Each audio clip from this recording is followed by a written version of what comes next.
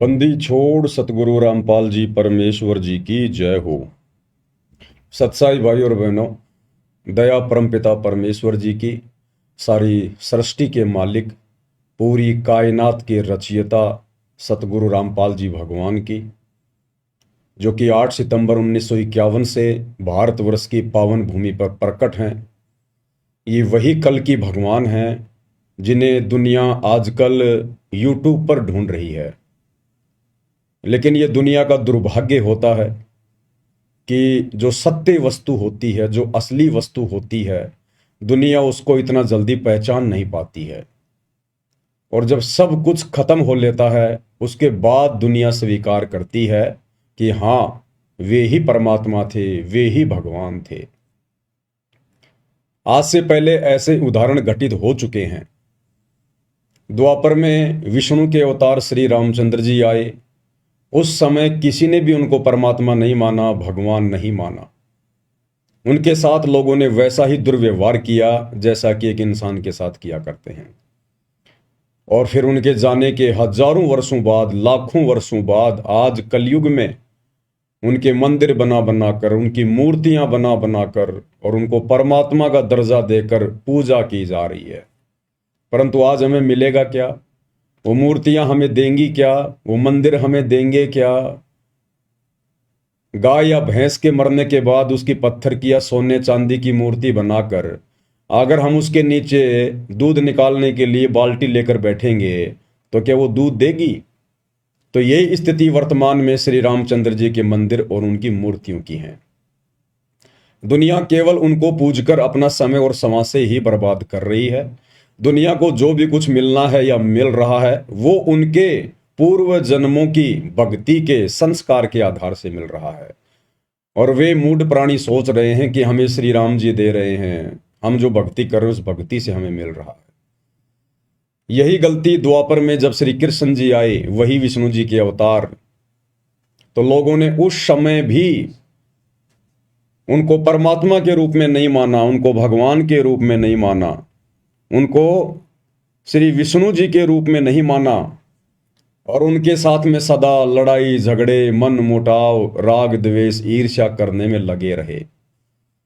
और उनके शरीर छोड़कर जाने के आज हजारों वर्षों बाद कलयुग में उनके मंदिर बना बनाकर, मंदिरों में करोड़ों अरबों रुपया बर्बाद कर करके, उनकी मूर्तियां बना बना के, लड्डू गोपाल बना बना के, और आज उनसे लाभ प्राप्त करने की उनसे कामना की जा रही है। कुछ नहीं मिलेगा, 1% भी नहीं मिलेगा। क्योंकि डॉक्टर के मरने के बाद आप उसकी कितनी ही बढ़िया मूर्ति क्यों ना बना दें, कितना ही दंडवत क्यों ना करें, आप उसकी कितनी पूजा पाठ क्यों ना करें, डॉक्टर के मरने के बाद डॉक्टर की वो पत्थर की या सोने चांदी की मूर्ति वो लाभ नहीं दे सकती जो लाभ जीते जी डॉक्टर दे सकता था। तो ठीक यही स्थिति वर्तमान में दुनिया की बनी हुई है। आध्यात्मिक अज्ञानता के कारण, तत्व ज्ञानहीनता के कारण। दुनिया को ज्ञान तो है, लेकिन सिर्फ अपना पेट भरने का ज्ञान, ज्यादा धन कैसे कमाया जाए, बच्चों को ऊंची शिक्षा देकर बड़ी नौकरी कैसे लगाया जाए, फिर बच्चे कैसे 2 नंबर के काम करके, रिश्वत लेकर के बड़ी बड़ी कोठियां बनाएं, बड़ी बड़ी गाड़ियां लेकर आए, समाज में अपना नाम करें, कैसे झूठी शानो शौकत दिखाने के लिए ज्यादा से ज्यादा धन कमाया जाए, 2 नंबर का धन घर में कैसे आए। तो ज्ञान तो है दुनिया को, लेकिन जो ज्ञान दुनिया को है वो केवल कर्म फोड़ने का ज्ञान है, कर्म बनाने का ज्ञान नहीं है। यह कर्म बनाने का ज्ञान, मुक्ति प्राप्त करने का ज्ञान, परमेश्वर स्वयं सतगुरु रूप में आकर उस ज्ञान को तत्व ज्ञान के रूप में देते हैं। तत्व ज्ञान यानी यथार्थ ज्ञान, सच्चा ज्ञान, जो ज्ञान वास्तव में पूरे विश्व की जरूरत है, जिस ज्ञान के सहारे ही हम सतभक्ति कर सकते हैं, मोक्ष प्राप्ति कर सकते हैं। तो दुनिया को ज्ञान तो है, लेकिन तत्व ज्ञान नहीं है। और यह तत्व ज्ञान वर्तमान में इस धरती पर कुछ विशेष आत्माओं को है। सबके ऊपर इस तत्व ज्ञान की रजा नहीं हुआ करती है। परमात्मा कहते हैं सकल पदार्थ है जग माही, कर्महीन नर पावत नाही। जिनके कर्म बिगड़े हुए होते हैं उनको वो अमोलक वस्तु प्राप्त नहीं हो पाती जिसके लिए हमें ये मनुष्य जन्म मिला है। तो आज धरती पर वो सतज्ञान भी है, वो तत्व ज्ञान भी है, वो परमात्मा भी है, जिस परमात्मा की प्राप्ति के लिए ऋषि मुनि साधु संत महात्मा तो छोड़िए, श्री रामचंद्र जी, श्री कृष्ण चंद्र भी तड़प तड़प के मर गए। उन्हें नहीं मिला वो तत्व ज्ञान, उन्हें नहीं मिला वो तत्वदर्शी संत। ब्रह्मा विष्णु महेश और 33 करोड़ देवी देवता भी अंधेरे में तीर चलाते हुए जिस परमात्मा को अपनी भक्ति का आधार मान रहे हैं और जो परमात्मा उनको भी नहीं मिला, आज वो परमात्मा भी धरती पर प्रकट है कबीर देव सतगुरु रामपाल जी के रूप में। क्योंकि ये 33 करोड़ देवी देवता भी उस परमात्मा को ही आधार बनाकर भक्ति करते हैं, लेकिन उनका मार्ग सत्य नहीं है। 33 कोटि अधारा और ध्यावे 88, ये 88,000 ऋषि महात्मा, 9 नाथ 84 सिद्ध, ये भले किसी को भी अपना इष्ट मानते हैं, लेकिन ये मानते हैं कि हम उस पूर्ण परमात्मा अलख निरंजन की ही भक्ति कर रहे हैं। तो आप और हमारा कितना सौभाग्य, आप और हमारी कितनी बड़ी किस्मत कि जो परमात्मा इन बड़े बड़े ब्रह्मा विष्णु महेश जैसी पदवी प्राप्त आत्माओं को नसीब नहीं है, 33 कोटि देव पद प्राप्त आत्माओं को नसीब नहीं है, बड़े बड़े साधु संत महात्मा ऋषियों को नसीब नहीं है। वो कबीर देव, वो मुक्ति का दाता, मोक्ष प्रदान करने वाला भगवान आज सतगुरु रामपाल जी परमेश्वर जी के रूप में आप और हम चंद आत्माओं को नसीब है, प्राप्त है, हम उनकी शरण में हैं, उनसे उपदेश लेकर और इस भक्ति का रस पी रहे हैं। अब भाइयों और बहनों, ये कलयुग की बिचली पीढ़ी है और इस समय के विषय में काल ने पहले ही परमात्मा को कह दिया था। जब परमात्मा जोगजीत रूप में काल के साथ में जब उनकी मुलाकात हुई थी तपतशिला पर, तो काल ने पहले कह दिया था कि जाओ जोग जीत संसारा, जीव न माने कहा तुम्हारा। कि जब वो समय आएगा, तुम पृथ्वी पर आओगे इन आत्माओं को ज्ञान समझाने के लिए, इनको मोक्ष दिलाने के लिए, उस समय तक मैं इस ज्ञान का इतना अज्ञान बना दूंगा, इन आत्माओं का ऐसा हिंडोला बना दूंगा, तुम सच्चा ज्ञान बताओगे और तुम्हारा मजाक उड़ाएंगे, तुम्हारे जूते मारेंगे। और आज वही हो रहा है भाई और बहनों, वही हो रहा है। काल ने जो कहा था वो उसने कर दिखाया। सन 1994 से परमेश्वर सतगुरु रामपाल जी दिन रात एक करके हम आत्माओं के लिए ये ज्ञान दे रहे हैं और उन्हें कैसी कैसी बाधाओं से गुजरना पड़ रहा है, कितना संघर्ष और कैसी कैसी चुनौतियों का सामना करना पड़ रहा है अपने ही बच्चों तक और उन्हीं की आत्मा के कल्याण हेतु ये ज्ञान पहुंचाने के लिए।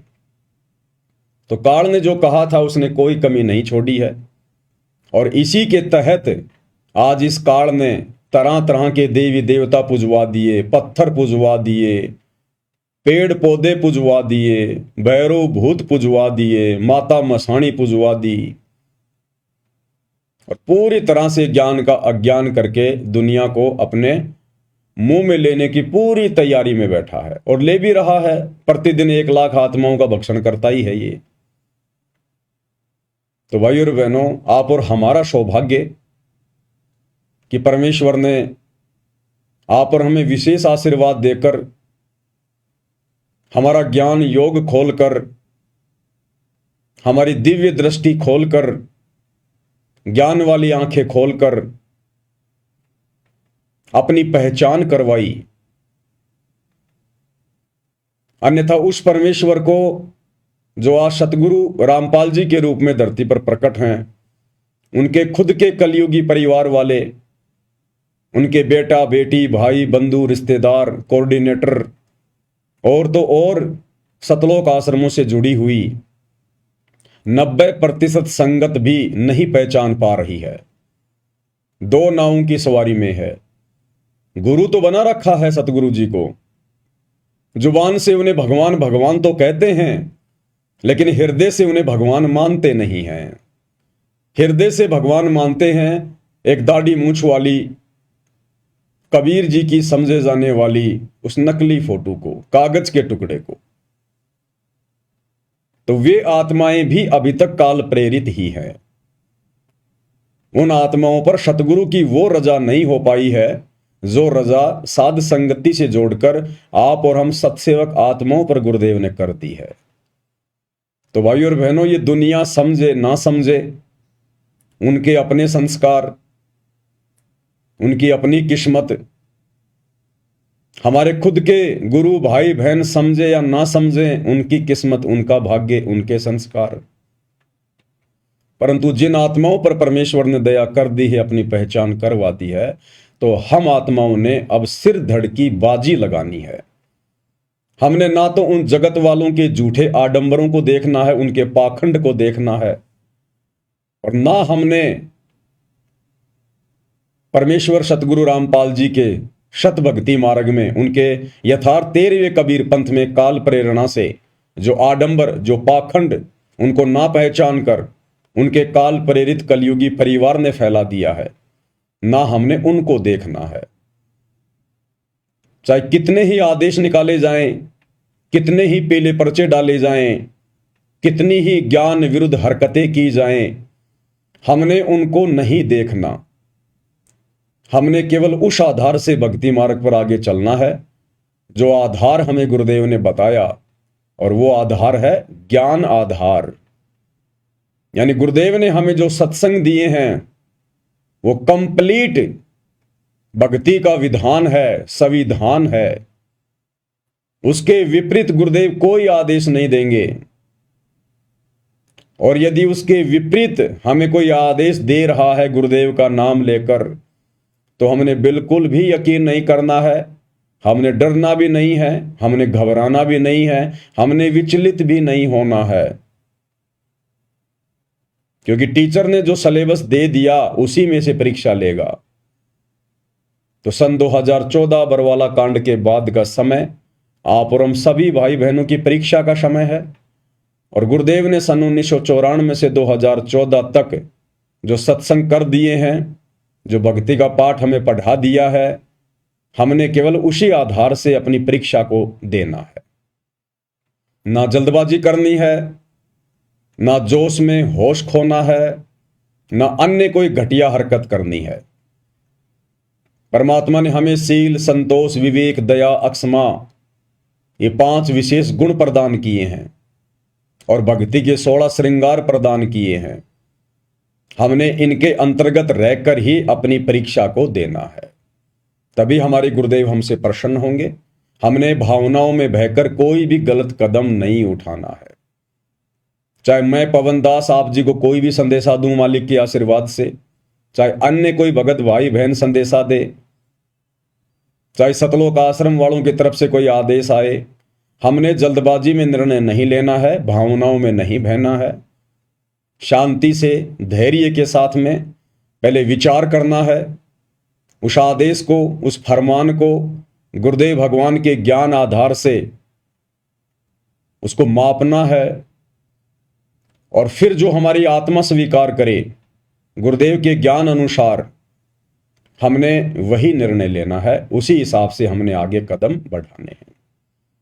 तो भाइयों और बहनों, काल हमसे गलतियां करवाएगा, मनमाना आचरण भी करवाएगा, जल्दबाजी में गलत फैसले दिलवा कर भी हमारी मर्यादा तोड़वाएगा, पूरी कोशिश करेगा, क्योंकि उसका भोजन इस वक्त उसके मुंह से छूट रहा है।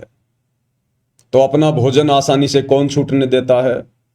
जब सूअर यहां आसानी से उस लैट्रिन को नहीं जाने देता जो दूसरा सूअर खाने की कोशिश करता है, कुत्ता इतनी आसानी से हड्डी नहीं छोड़ता जिस हड्डी को देखकर दूसरा कुत्ता आ जाता है। तो भला ये काल ज्योति निरंजन हम आत्माएं जिसकी खुराक हैं, हमारा वो मैल, वो गंध जो सूक्ष्म रूप में हमारे सूक्ष्म शरीर में जमा हो जाता है, भला ये इतनी आसानी से हम जीवात्माओं को शतलोक कैसे जाने देगा। तो एकमात्र हमारे पास यदि कोई आधार है इस काल से बचने का, तो केवल गुरुदेव का ज्ञान आधार, और ज्ञान आधार से भक्ति करेंगे तो मर्यादा तोड़ने से बचेंगे, और मर्यादा टूटने से बचेगी तो सतगुरु अपना आशीर्वाद बनाकर रखेंगे, और जब सतगुरु अपना आशीर्वाद बनाकर रखेंगे तो फिर हमें कोई डगमग नहीं कर सकता, हमें कोई विचलित नहीं कर सकता। इसलिए वर्तमान परीक्षा के समय में ज्ञान आधार बहुत ही जरूरी है। तो भाई और बहनों, हिसार जेल से जो विशेष संदेश आ रहे हैं पूज्य गुरुदेव भगवान के विशेष आशीर्वाद से, उनकी विशेष साध संगति से जुड़ी हुई सत्सेवक आत्माओं को दृढ़ता प्रदान करने के लिए आज विशेष संदेश नंबर 13 का पार्ट नंबर 9 है। और क्या कुछ गुरुदेव अपने मुखारविंद से आप और हमें सुशिक्षा दे रहे हैं, साथ साथ में उन्हीं के आशीर्वाद से हम विश्लेषण भी करते हुए चलेंगे। अब गरीबदास जी कहते, कल्पे कारण कौन है, कर सेवा निकाम, निष्काम भाव से बगैर किसी मनोकामना के तू सेवा करता रहा, भक्ति करता रहा, और मन इच्छा फल देगा जब पड़े धनी तक काम।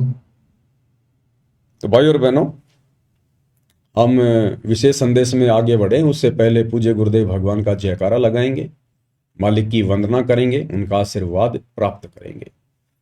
बंदी छोड़ सतगुरु रामपाल जी परमेश्वर जी की जय हो।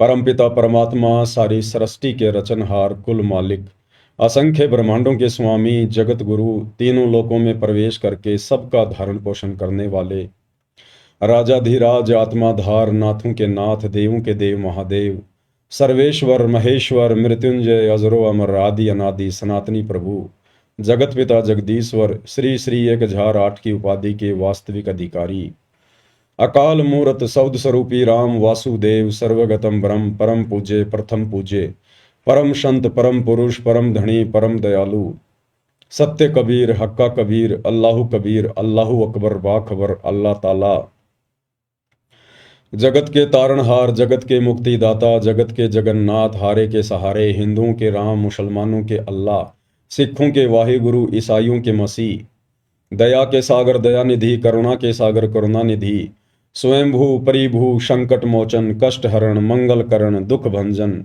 अविगत कबीर, निर्विकार निर्विषम परमात्मा, अलय अलेख सतगुरु, आदि अनादि सतगुरु, असली मर्यादा पुरुषोत्तम, असली राम, असली कृष्ण, असली घनश्याम, असली मुरारी, राजाओं के राजा, महाराजाओं के महाराजा, शहनशाहों के शहनशाह, सम्राटों के सम्राट, भगवानों के भगवान, अल्लाहों के अल्लाह, प्रभुओं के प्रभु, मसीहाओं के मसीह, सच्चे वाहिगुरु, बाबाओं के बाबा, पीरों के पीर, सेठों के सेठ, जगत सेठ, सावड़सा सेठ, सर्वगुण संपन्न, अनंत कोटि कलाओं के स्वामी, अनंत कोटि ब्रह्मांडों के नायक, योगियों में महायोगी, ध्यानियों में महाध्यानी, सिद्धों में परम सिद्ध, ज्ञानियों में तत्व ज्ञानी, ब्रह्म ज्ञानी, महाज्ञानी, परम ज्ञानी, सर्वश्रेष्ठ ज्ञानी, विज्ञानी, युवा कबीर, समर्थ कबीर, असंवाद, अमित ओजा, सच्चे रहनुमा, करीम अल्लाह, सुभान अल्लाह, दुनिया के अंतिम पैगंबर, 8 सितंबर 1951 से गांव धनाना, जिला सोनीपत, हरियाणा, भारतवर्ष की पावन भूमि पे प्रकट रियल कल की भगवान,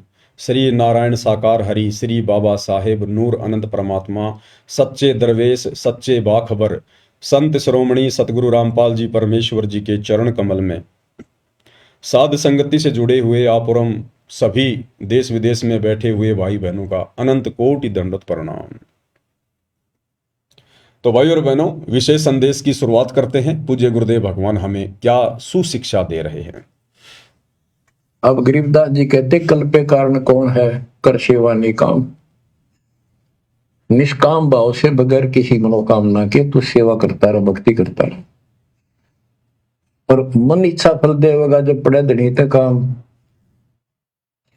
अब जैसे आप सफर में जा रहे हो और एक्सीडेंट हो जाता है,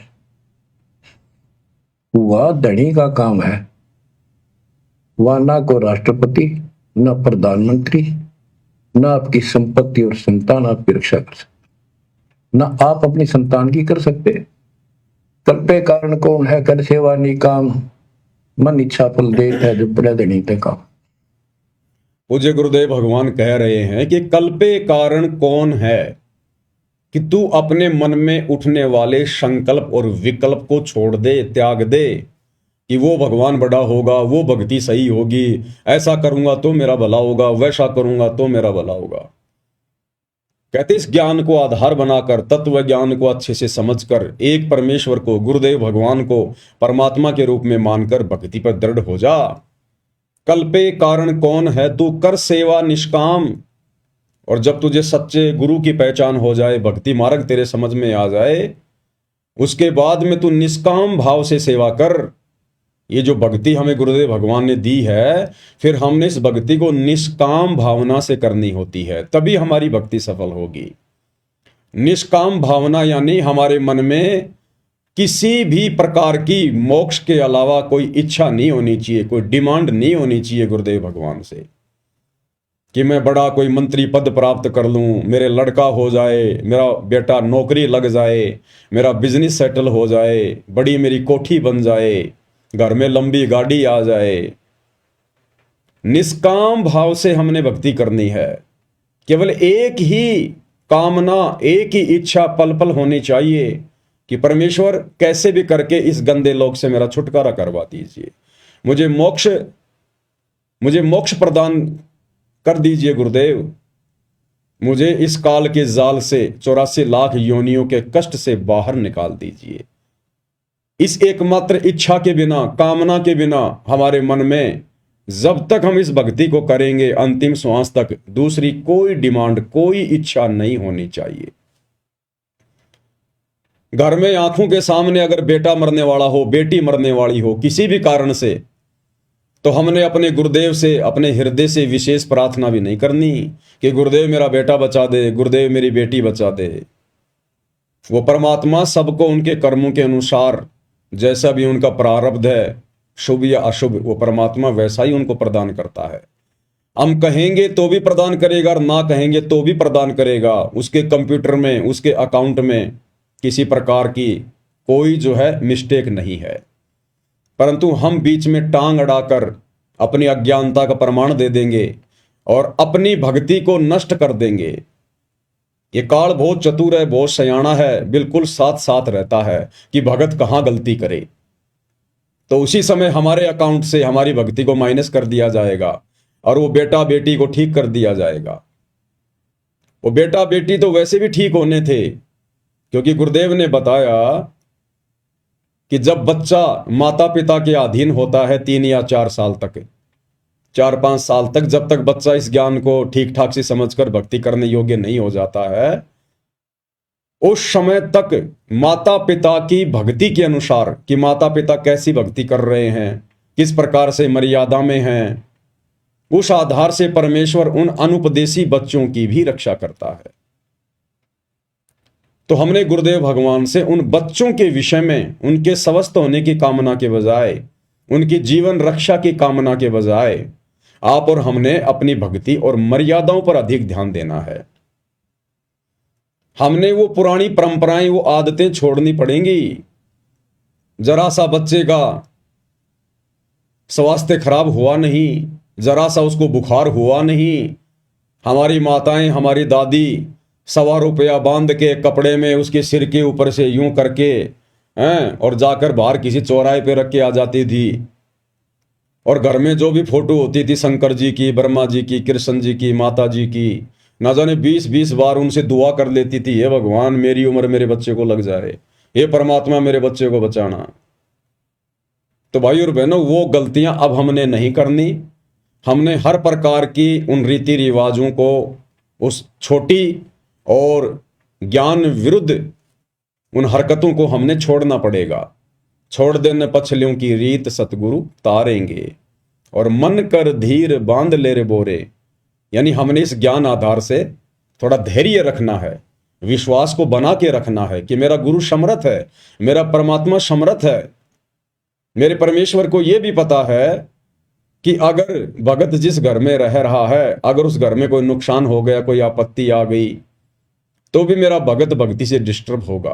तो परमात्मा नहीं चाहता कि मेरा बेटा, मेरा भगत डिस्टर्ब हो। तो हर संभव कोशिश करते हैं गुरुदेव भगवान जोड़ जुगाड़ लगाने की, उनके संस्कारों को इधर उधर सेट करने की। लेकिन उसके लिए भाई और बहनों, आप और हमने दृढ़ रहना पड़ेगा।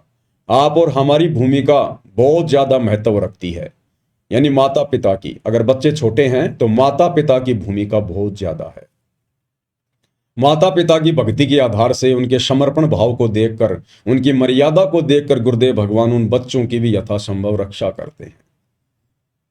और एक सत्संग में तो गुरुदेव ने बताया कि अगर आप भक्ति पे पूर्णतया दृढ़ हो जाओ, बिल्कुल संसार की सुनना ही बंद कर दो, तो परमेश्वर आपके रिश्तेदारों तक की रक्षा करेंगे, रिश्तेदारों तक की। ये वो परमात्मा है। तो बच्चों की तो चिंता ही छोड़ देनी चाहिए हमने। कोशिश करें हम अपने बच्चों को इस मार्ग पर लगाएं, ज्ञान समझाएं। और फिर भी यदि वो नहीं मानते हैं तो फिर इसमें आप और हमारा दोष नहीं है।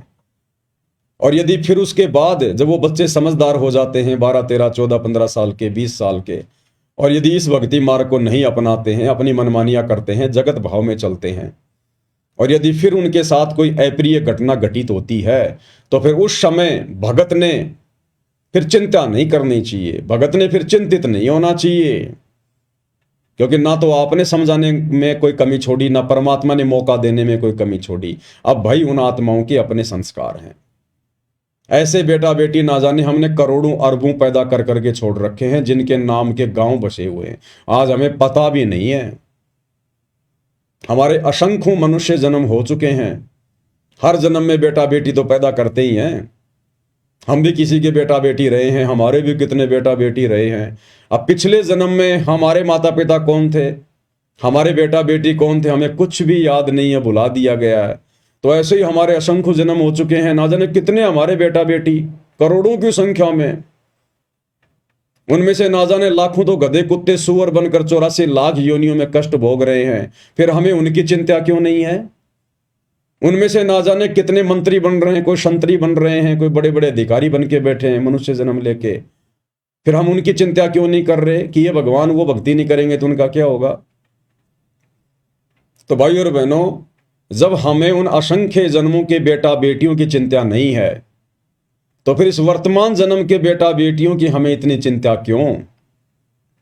परमात्मा इसी चिंता को तो समाप्त करवाना चाहते हैं अपना ज्ञान देकर, ज्ञान आधार से, कि जिस प्रकार तुम उनको भूल गए, तुमने उनको भगवान भरोसे छोड़ दिया। तुम्हारे मरने के बाद तुम ये सोचते सोचते मर गए थे कि हे भगवान मेरे बेटे का क्या होगा, मेरी बेटी का क्या होगा। और तेरे मरने के बाद वो बेटा भी वहीं रहा होगा, वो बेटी भी वहीं रही होगी, और तू जीते जी उनको इस काबिल नहीं बना पाता जितने काबिल वो तेरे मरने के बाद बन गए होंगे। अक्सर हम लोग देखते हैं जिनके माता पिता होते हैं, और माता पिता भी अच्छे अच्छे पद पे होते हैं, पढ़े लिखे होते हैं, नौकरी पेशे वाले होते हैं, और वो खूब कोशिश करते हैं, अपने बच्चों को पढ़ाते हैं, उन पे पैसा भी लगाते हैं, और वो बच्चे अंत में नालायक निकल जाते हैं। ना कोई नौकरी लगते, ना ढंग का कोई बिजनेस करते, माता पिता की कमाई हुई संपत्ति को भी ठिकाने लगा देते हैं। और कुछ एक ऐसे उदाहरण होते हैं, छोटे छोटे बच्चों के जो पिताजी हैं वो मर जाते हैं, या उनकी माताजी मर जाती है। बचपन में उनकी परवरिश भी उनके काका ताऊ ने या उनके दादा दादी ने की होती है, और वो बच्चे पढ़ लिख कर अच्छे राजकीय पदों पर बैठ जाते हैं, अच्छी उनकी सैलरी होती है, बढ़िया सरकारी सुविधा लेते हैं, बड़े बड़े वो बिजनेसमैन बन जाते हैं। तो भाई और बहनों, माता पिता दादा दादी ये नहीं बनाते, उनके संस्कार बनाते हैं उनको, और वो संस्कार बने होते हैं हमारी भक्ति के कारण, जो हमने किसी जन्म में की होती है। तो वर्तमान में भी हमारे बेटा बेटियों के पास अच्छा मौका है। अगर वो भक्ति करते हैं तो बहुत अच्छी बात है, अगर नहीं करते हैं तो फिर हमने उनको उनके हाल पर छोड़ देना चाहिए। फिर हमने उनकी चिंता नहीं करनी चाहिए। जब हजारों लाखों को छोड़ चुके हैं तो 1 या 2 या 3 होंगे, उनको भी छोड़ दीजिए। मार्ग तो आपने बता ही दिया, आप तो दोषी है नहीं, और वो भी बालक नहीं है जो समझ नहीं रहे होंगे। और माता पिता के समझाने से भी नहीं समझ रहे, इसका मतलब भाई और बहनों उनके भाग्य में भक्ति नहीं है, अभी उनके संस्कार इतने मजबूत नहीं हैं। कि परमेश्वर उनका हाथ पकड़ सके। तो हमने जबरदस्ती भी नहीं करनी चाहिए, प्यार प्रेम से समझाते रहना चाहिए। ना समझना चाहें तो जबरदस्ती नहीं करनी चाहिए। इस भक्ति मार्ग पर मारपीट करके नहीं लगाया जाता। जैसे टीचर स्कूल में बच्चा होमवर्क नहीं करता, ढंग से पढ़ता नहीं है तो मार पिटाई कर देते हैं। इस भक्ति मार्ग में इस भक्ति को करवाने के लिए मारपीट नहीं करनी। हाँ, यदि आपका बच्चा आपके बहुत अधीन है, जैसे बच्चा आपका 6 या 7 वर्ष तक का है, छोटा बच्चा है, तो उसको तो थोड़ा बहुत डरा धमका के उसको तो भक्ति पर लगाया जा सकता है, क्योंकि छोटे बच्चे को ज्ञान नहीं होता। वो तो डराने से धमकाने से ही सही रास्ते पे चलेगा। लेकिन जब बच्चा आपके बराबर हो जाए, 15-20 साल का हो जाए, फिर उसको डराया नहीं जा सकता, धमकाया नहीं जा सकता, उस पर दबाव नहीं बनाया जा सकता। क्योंकि भाई और बहनों, 15 साल के बाद आपका बच्चा लायक होगा या नालायक होगा, सपूत होगा या कपूत होगा, ये उसके संस्कार पे निर्भर करेगा। यदि किसी ने अपने बेटा बेटी को भक्ति पे लगा रखा है अपने साथ में, और यदि अभी उनकी उम्र 10-12 साल है, 5-6 साल है, तो ये ना समझे कि मेरा बेटा बहुत अच्छा भगत बन गया, जैसा मैं कह रहा हूं वैसा ही कर रहा है। भाई और बहनों, अभी वो आपके अधीन है। जब 15 साल के बाद वो बड़ा होने लगेगा, उसके बाद उसके अपने संस्कार काम करने लगेंगे। उसके बाद पता चलेगा वो आपका है या काल का है, वो सपूत है या कपूत है, वो भक्ति करेगा या फिर बर्बादी करेगा। क्योंकि जैसे उसके संस्कार होंगे, प्रफुल्लित होंगे, वैसा ही वो मार्ग पकड़ेगा। उसके बाद वो आपकी नहीं सुनेगा फिर। और फिर भी यदि कोई माता पिता की आज्ञा में रहता है, भक्ति कर रहा है, तो बहुत अच्छी बात है, परमात्मा की अच्छी आत्मा है। लेकिन हमने आश्रित नहीं होना, उनके भरोसे रहने की नहीं सोचनी है कि बेटा बेटी बिगड़ गए तो मेरा बुढ़ापे में क्या होगा, मेरे बुढ़ापे के सहारे का क्या होगा। नहीं, जिनके बेटा बेटी नहीं है, जिनको परमात्मा ने इस आफत में डाला ही नहीं है, आम समाज जिनको बांझ कहता है, और वो परमात्मा की विशेष प्यारी आत्मा होती है, परमात्मा इस लफड़े में उनको डाला ही नहीं है, उनका तो सीधा मोक्ष अगर मर्यादा में रह के भक्ति पर लगे रहे तो वो भी तो किसी के आसरे जिएंगे, वो भी तो किसी के आसरे भक्ति कर रहे हैं। अंत में हमारा बुढ़ापा संवारेगा हमारा भगवान, हमारा गुरु, जो तीनों लोकों में प्रवेश करके सबका धारण पोषण कर रहा है। संस्कार आधार से परमात्मा सबकी परवरिश कर रहा है। हमारा गुरु हमें संभालेगा, हमारी परवरिश हमारा गुरु करवाएगा। पहली बात तो जो शास्त्र अनुकूल सत भक्ति पूज्य गुरुदेव भगवान से आप और हमें वर्तमान में प्राप्त है, इस भक्ति के करने से बुढ़ापे में आप और हमारा वो हसर होगा ही नहीं। जो हसर माया के पीछे दौड़ने वाले, शास्त्र विरुद्ध टूटी फूटी भक्ति करने वाले, देवी देवताओं पर आश्रित और अपनी संपत्ति और अपने परिवार पर आश्रित जो व्यक्ति हैं, जब जिनका बुढ़ापा आता है, जो दुर्गति उनकी होती है, वो दुर्गति भगत भाई बहनों की तो होगी ही नहीं। जहां दुनिया वाले कोई जो देवी देवताओं की भक्ति करते हैं, शास्त्र विरुद्ध साधना करते हैं, उल्टा सीधा खाना पीना, जहां 60-70 साल की उम्र में उनके घुटने टूट जाएंगे, उनका शरीर जवाब दे जाएगा, काया उनकी रोगी हो जाएगी, उस समय आप और हम भगत भाई बहन यदि शरीर में रहे तो घोड़े की तरह चलेंगे, घोड़े की तरह। बिल्कुल ऐसे युवा शरीर रहेगा हमारा, 70 साल की उम्र में भी, 80 साल की उम्र में भी। आपने दादा गुरुदेव को नहीं देखा? गुरुदेव भगवान कितना उनका जो है गुणगान करते हैं, उनका बखान करते हैं कि जब मैंने उपदेश लिया उस समय मेरे गुरुदेव की आयु 104 वर्ष की थी और बिल्कुल लाल चेहरा, स्वस्थ शरीर, कोई रोग नहीं। और जिस समय दादा गुरुदेव ने शरीर त्यागा उस समय भी कोई रोग नहीं, कोई परेशानी नहीं, ना कोई जुबान बंद, ना कोई टट्टी पेशाब, कुछ नहीं। जबकि दादा गुरुदेव तो 12वें पंथ में थे, 12वें पंथ में। उनको तो शत भक्ति भी प्राप्त नहीं थी, उनको कंप्लीट भक्ति का मार्ग भी प्राप्त नहीं था, क्योंकि 12वें पंथ की आत्माओं को सतगुरु रामपाल जी भगवान ने कंप्लीट भक्ति कोर्स देना ही नहीं था। दादा गुरुदेव का तो अब दोबारा से जन्म होगा, दोबारा से उनको फिर से सतगुरु रामपाल जी की शरण में आना पड़ेगा, तब कहीं जाकर उनका मोक्ष होगा।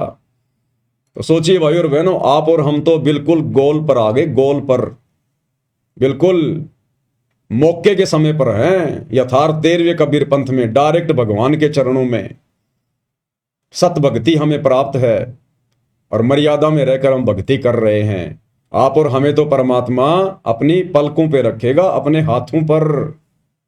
समस्या नाम की कोई चिड़िया नजदीक भी नहीं आने देगा परमात्मा, अगर हम उनके वफादार कुत्ते बनकर इसी प्रकार से उनके चरणों को चाटते रहे तो। इसलिए आप और हमने अपने परिवार की, अपने बच्चों की, हमने किसी की कोई चिंता नहीं करनी है। और गुरुदेव ने बताया कि जब कोई परिवार का सदस्य शरीर छोड़ता है तो हमने रोना धोना बिल्कुल भी नहीं है, बिल्कुल भी रोना धोना नहीं है। मन भी छोटा नहीं करना, चेहरा भी उदास नहीं होना चाहिए। अगर परिवार का कोई उपदेशी सदस्य शरीर छोड़ रहा है तो उल्टा हमने उसको हिम्मत देनी चाहिए कि भाई तेरा तो बहुत बढ़िया भाग्य, सौभाग्य, परमात्मा ने तेरी जगह मुझे क्यों नहीं लिया, मेरा समय क्यों नहीं आया। आप तो सीधे सतलोक जाओगे, परमात्मा के विमान में बैठ के जाओगे, आप तो हमसे पहले सतलोक में जाओगे। और हम क्या करेंगे, हम भी आ रहे हैं पीछे पीछे। हम कितने दिन रहेंगे यहां पर, और 2 4 5 10 साल, उसके बाद हम भी आए और वहीं मिलके आराम से एंजॉय करेंगे, मस्ती करेंगे वहां। जैसे कोई परिवार का कोई बेटा या कोई बेटी, उसका ज्वाइनिंग लेटर आ जाता है और जब उसको सरकार नौकरी ज्वाइन करने के लिए बुलवाती है तो कैसे घर के सदस्य उसकी आरती उतारा करते थे, उसको विदा करने से पहले उसके टीके लगाया करते थे, उसका सामान उठा के अपने कंधों पर उसको बस स्टैंड तक लेके जाते थे और गांव की औरतें गीत गा गा कर उसको विदा करके आती थी खुशी खुशी, और वो भी खुशी खुशी जाया करता था। उसको पता था कि मैं कोई जेल में थोड़ी जा रहा हूं, मैं तो नौकरी पे जा रहा हूं, जहां जाकर पैसे कमाऊंगा, एसी ऑफिस में बैठूंगा। तो इसी प्रकार जो शरीर छोड़ रहा होगा भगत, उसको भी खुशी होनी चाहिए कि मैं जेल में नहीं जा रहा, मैं तो जेल से जा रहा हूं सतलोक। और बाकी सदस्य, उनको भी पता होना चाहिए कि अब इसका पुनर्जन्म नहीं होगा, अब ये अपने परमात्मा के साथ विमान में बैठ के सतलोक जाएगा, इसने तो मोक्ष प्राप्त कर लिया। तो हमने उसको हिम्मत देनी है। अरे हम भगत भाई बहनों ने, अब यदि हमारे गांव में, आसपास में, आड़ोस में या रिश्तेदारी में अगर कोई मर भी जाता है अनुपदेशी, तो जैसे लोग जाते हैं ना दुख में शोक व्यक्त करने के लिए, तो हम जाएं अवश्य। अगर आप जाना उचित समझें तो किसी की मृत्यु होने पर आप बैठने जरूर जाइए, कोई दिक्कत नहीं है। लेकिन हमने पहले की तरह फॉर्मेलिटी नहीं करनी है कि जैसे गांव के नजदीक गए, गाड़ी से नीचे उतरे और लगा के थूक आंखों में, वहां वहां बच्चे की तरह रोना शुरू कर दिया फोकट में। भाई चलो, जिसका बेटा बेटी मर गया होता था, पहले जो जाते थे गांव में, जिसको मुंह कान बोलते थे, तो मान लो किसी का कोई रिश्तेदार मर गया, किसी का कोई बेटा बेटी मर गया या और कोई मर गया, तो वो तो बेचारा ठीक रो है। वो 1 या 2 ही होते थे जिनके कोई खास होते थे, बाकी तो गांव की भीड़ जाती थी, गांव की भीड़। और हम भी जाया करते थे, छोटे बच्चे थे, हम जिद कर लिया करते थे। आसानी से तो हमारी माँ नहीं ले जाती थी, पहले तो 2 4 थप्पड़ ही खाने पड़ते थे ढंग से। और जब ज्यादा रोने लग जाते थे, घाघरा पकड़ लेते थे, मिट्टी में लौट जाते थे, तो फिर हमारे को भी उठा के गाड़ी में बैठा लिया जाता था। तो हम देखा करते थे, जब तक वो गांव नहीं आता था तब तक तो वो आदमी हंसी खुशी, पता नहीं कोई राजनीति की बातें कर रहे हैं, एक दूसरे की निंदा चुगली कर रहे हैं, दांत निकाल रहे हैं, औरतें अपनी बात कर रही है, हाय ये चूड़ी बहुत अच्छी लाई, तू कहां से लाई है आपकी बार, हैं? पता नहीं ऐसी बातें। कोई किसी का घाघरा पकड़ के देख रही है, तेरा कपड़ा तो बिल्कुल जोटा टक्कर का है, बहुत मोटा कपड़ा ये तो। और जैसे ही वो गांव आता था, उसी समय गाड़ी से नीचे उतरे नहीं और आपस में लगा के थूक आंखों के रोना शुरू किया नहीं। और वहां जाते थे, थोड़ी देर बैठे और फिर वापस उस गाड़ी में बैठ के जब वापस आते थे तो फिर वही राम कहानी, वही राजनीति की बातें, कोई लेना देना नहीं। तो भाई और बहनों, पहली बात तो आप और हमने अब ये दुनिया वालों के साथ में झूठी मुंह कान में नहीं जाना। आपके आड़ोसी पड़ोसियों का कोई रिश्तेदार मर गया और कहेंगे चलो भाई वहां बैठने जाना है, तो हमने हाथ जोड़ लेने, भाई मेरे को कोई विशेष काम है, मैं नहीं जा सकता। अरे रिश्तेदार मरा तेरा, जिसको मैं जानता नहीं पहचानता नहीं, उसके मरने का मुझे कोई दुख नहीं है। अब मैं क्यों फालतू में आंसू बहाऊं वहां जाके, मैं क्यों फालतू में ड्रामेबाजी करूं।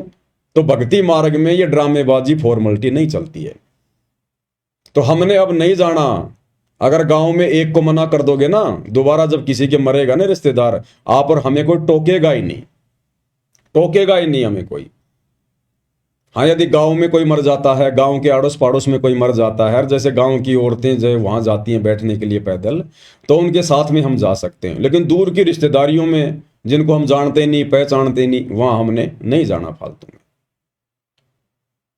और हमारी रिश्तेदारी में कोई मर जाए, हमारा कोई रिश्तेदार, तो हमने जाना तो है, लेकिन हमने रोना धोना नहीं है। उन रिश्तेदारों को भी अच्छे से पता होता है इस बात का।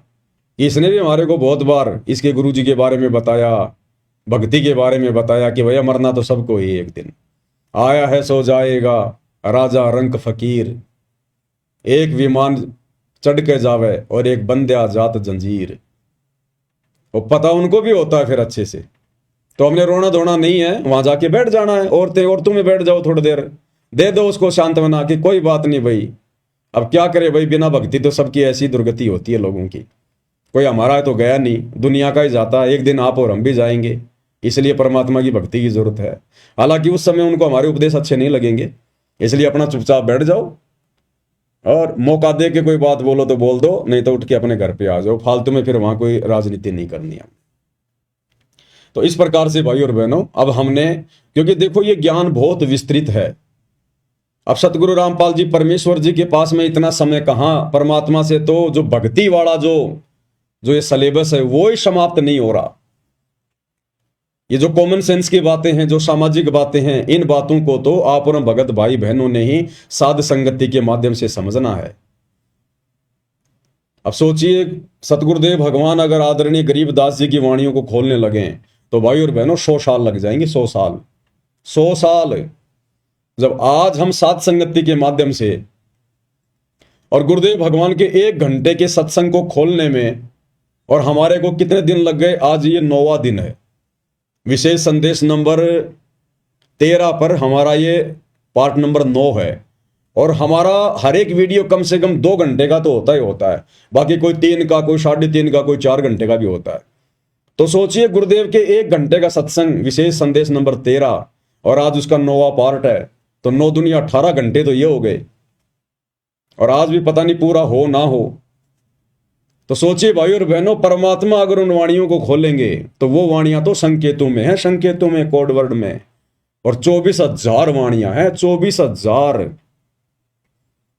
बोलिए, तो परमेश्वर को तो उसी में समय नहीं मिलेगा। इसलिए परमात्मा शॉर्ट में चलते हैं, जो हमारे विशेष मतलब की होती है उन्हीं वाणियों को खोलते हैं, उन्हीं शब्दों को खोलते हैं।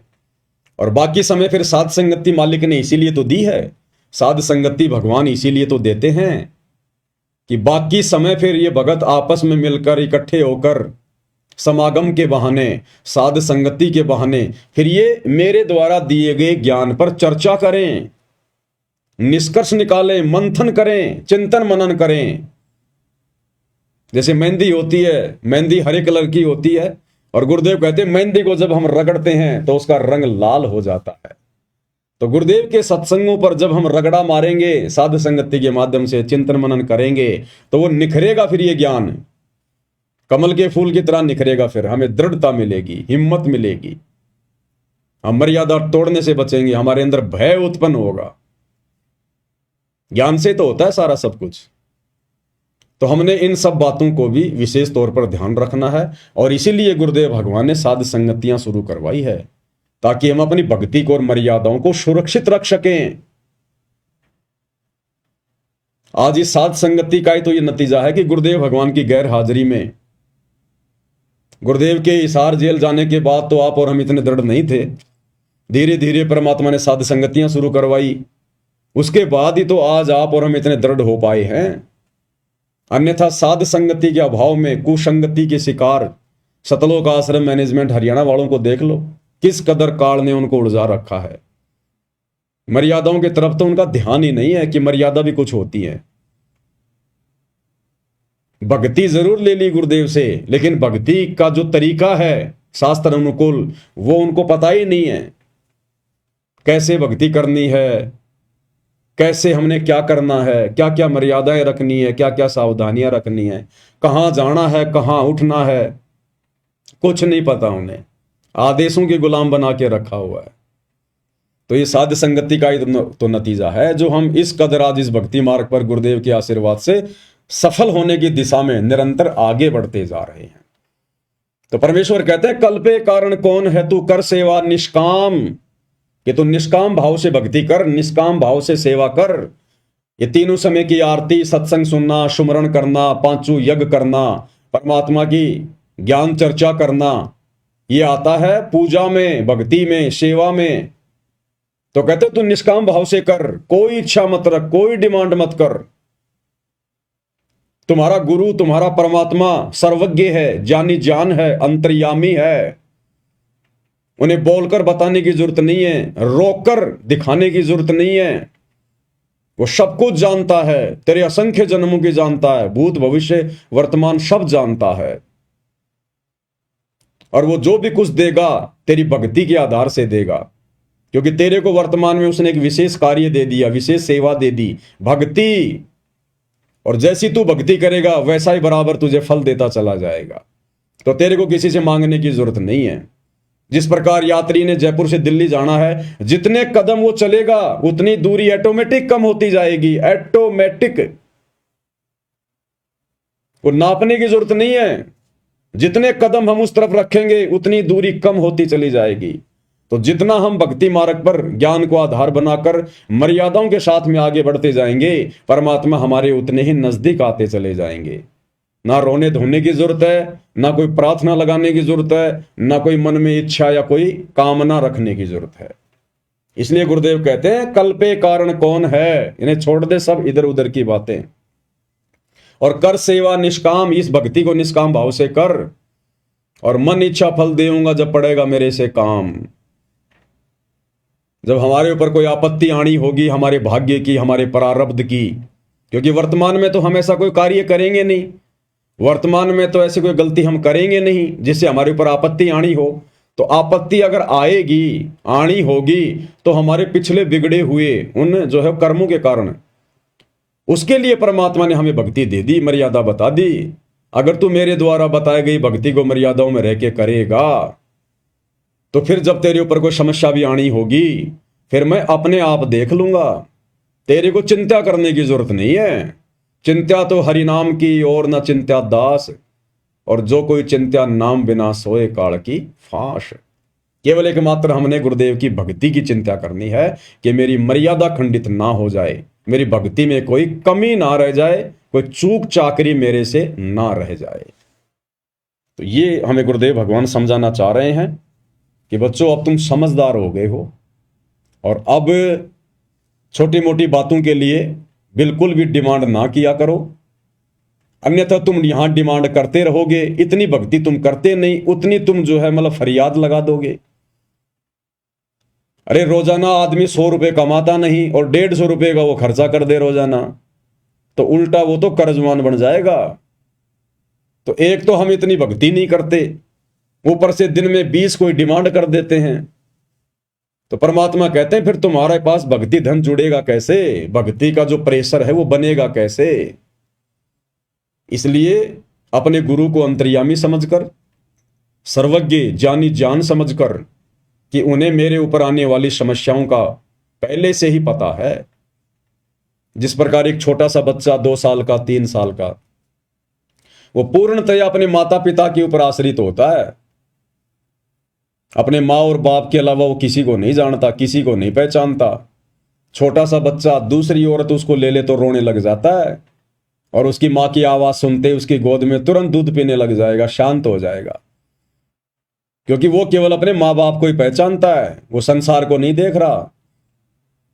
तो जब हम उस बच्चे की तरह आश्रित हो जाएंगे, और जब कोई सर्दी आती है तो उसके माता पिता फिर उसके लिए पहले से ही सारी व्यवस्था कर देते हैं।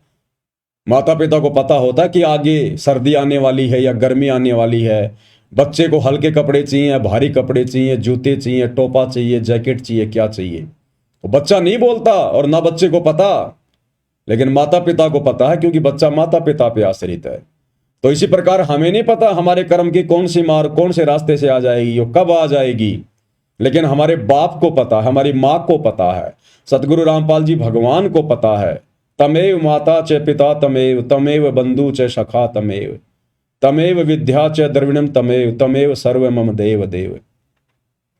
लेकिन ये हमारी मदद कब करेंगे? जब हम उस बच्चे की तरह संसार को ना देखकर, संसार को ना पहचान कर केवल अपने गुरुदेव भगवान को ही सब कुछ जानेंगे, सब कुछ मानेंगे, जब हम उन पर आश्रित हो जाएंगे और अपना तन मन धन अपना शीश हम अपने गुरुदेव भगवान के ऊपर समर्पित कर देंगे कि गुरुदेव अब आपके अलावा मेरा इस नश्वर संसार में कोई नहीं है मालिक, आप ही मेरे आगे, आप ही मेरे पीछे, दाएं बाएं ऊपर नीचे दसों दिशाओं में केवल आप ही हो परमात्मा। मेरे रक्षक भी आप ही हो और परमात्मा अगर मेरे भक्षक बनो तो भी आप ही बनना, मुझे काल के हाथ ना लगने देना। और एक शब्द के माध्यम से फिर हमें पूज्य गुरुदेव भगवान ने कि कितना समर्पित होना चाहिए हमने गुरु की पहचान होने के बाद उनके ऊपर, और फिर गुरु क्या करेगा, किस कदर फिर हमारी खैर और खबर रखेगा। सतगुरु महिमा शब्द संग्रह, शब्द नंबर है 29, पेज नंबर 79।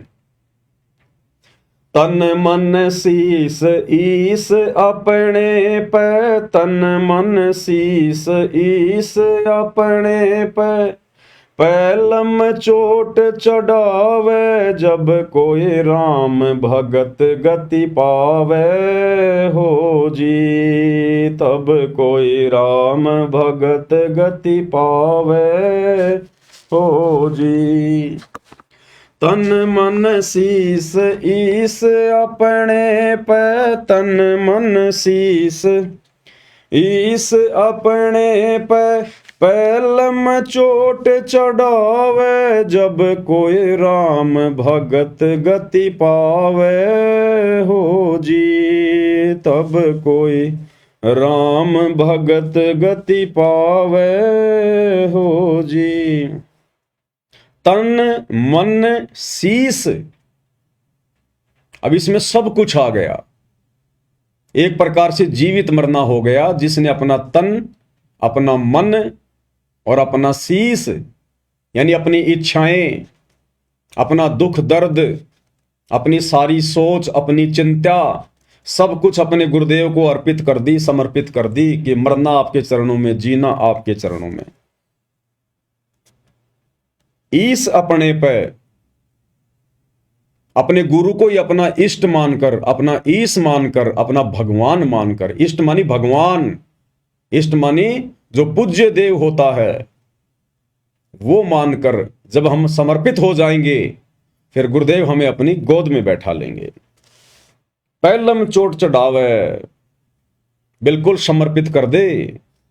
जब कोई राम भगत गति पावे, तब कोई राम भगत, कौन राम भगत? सतगुरु रामपाल जी का भगत। असली राम तो ये है, राम राम शब जगत बखाने, आदि राम कोई बिरला जाने।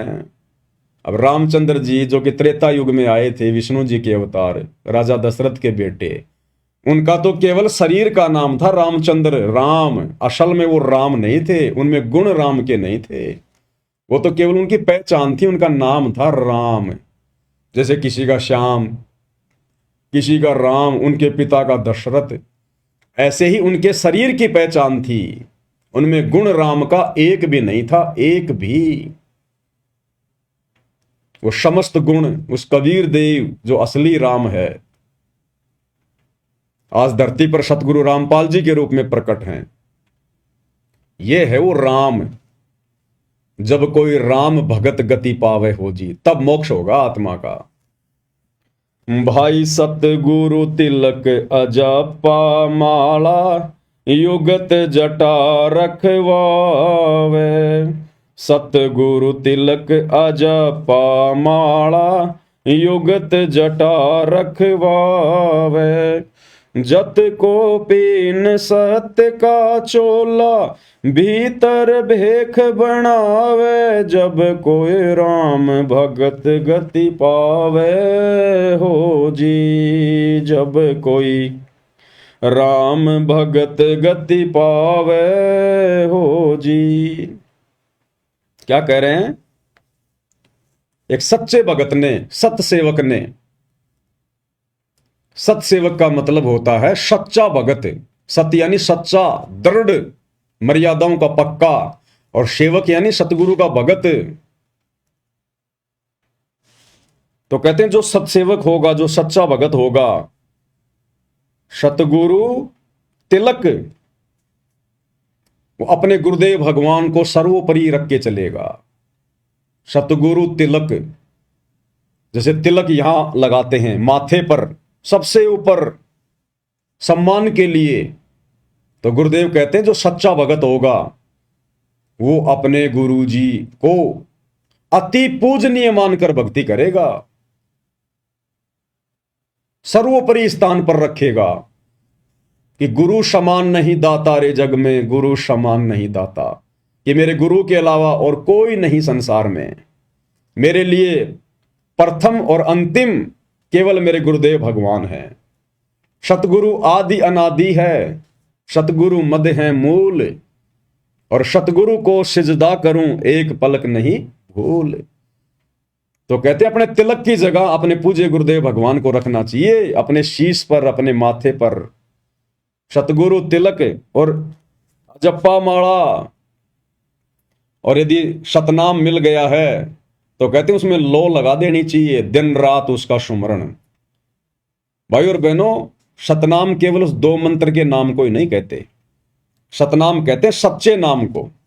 जो प्रथम नाम है वो भी सतनाम है, क्योंकि वो इन देवी देवताओं का वो सतनाम है, उनके भक्ति बीज है, उनके बीज मंत्र हैं, मूल मंत्र हैं।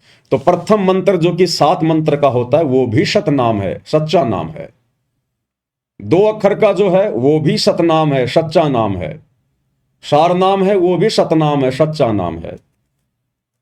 उसके बाद कहते हैं जो शब्द, जो मंत्र गुरुदेव भगवान से प्राप्त हो जाए फिर उसके ऊपर लो लगा देनी है।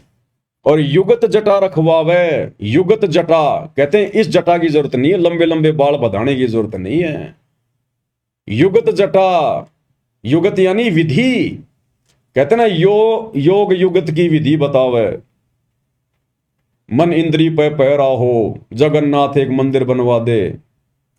योग युगत, तो कहते हैं युगत जटा रखवावे, यानी जो भक्ति हमें गुरुदेव भगवान ने दी है उस विधि से भक्ति करे, उन मर्यादाओं में रहकर भक्ति करे। ये बाल बूढ़ बढ़ाकर भगत बनने का दिखावा नहीं करना। युगत जटा रखवावे। और जत को पीन सत का चोला भीतर भेख बनावे। जत को पीन, भगत ने जति होना चाहिए, जति, लक्ष्मण की तरह।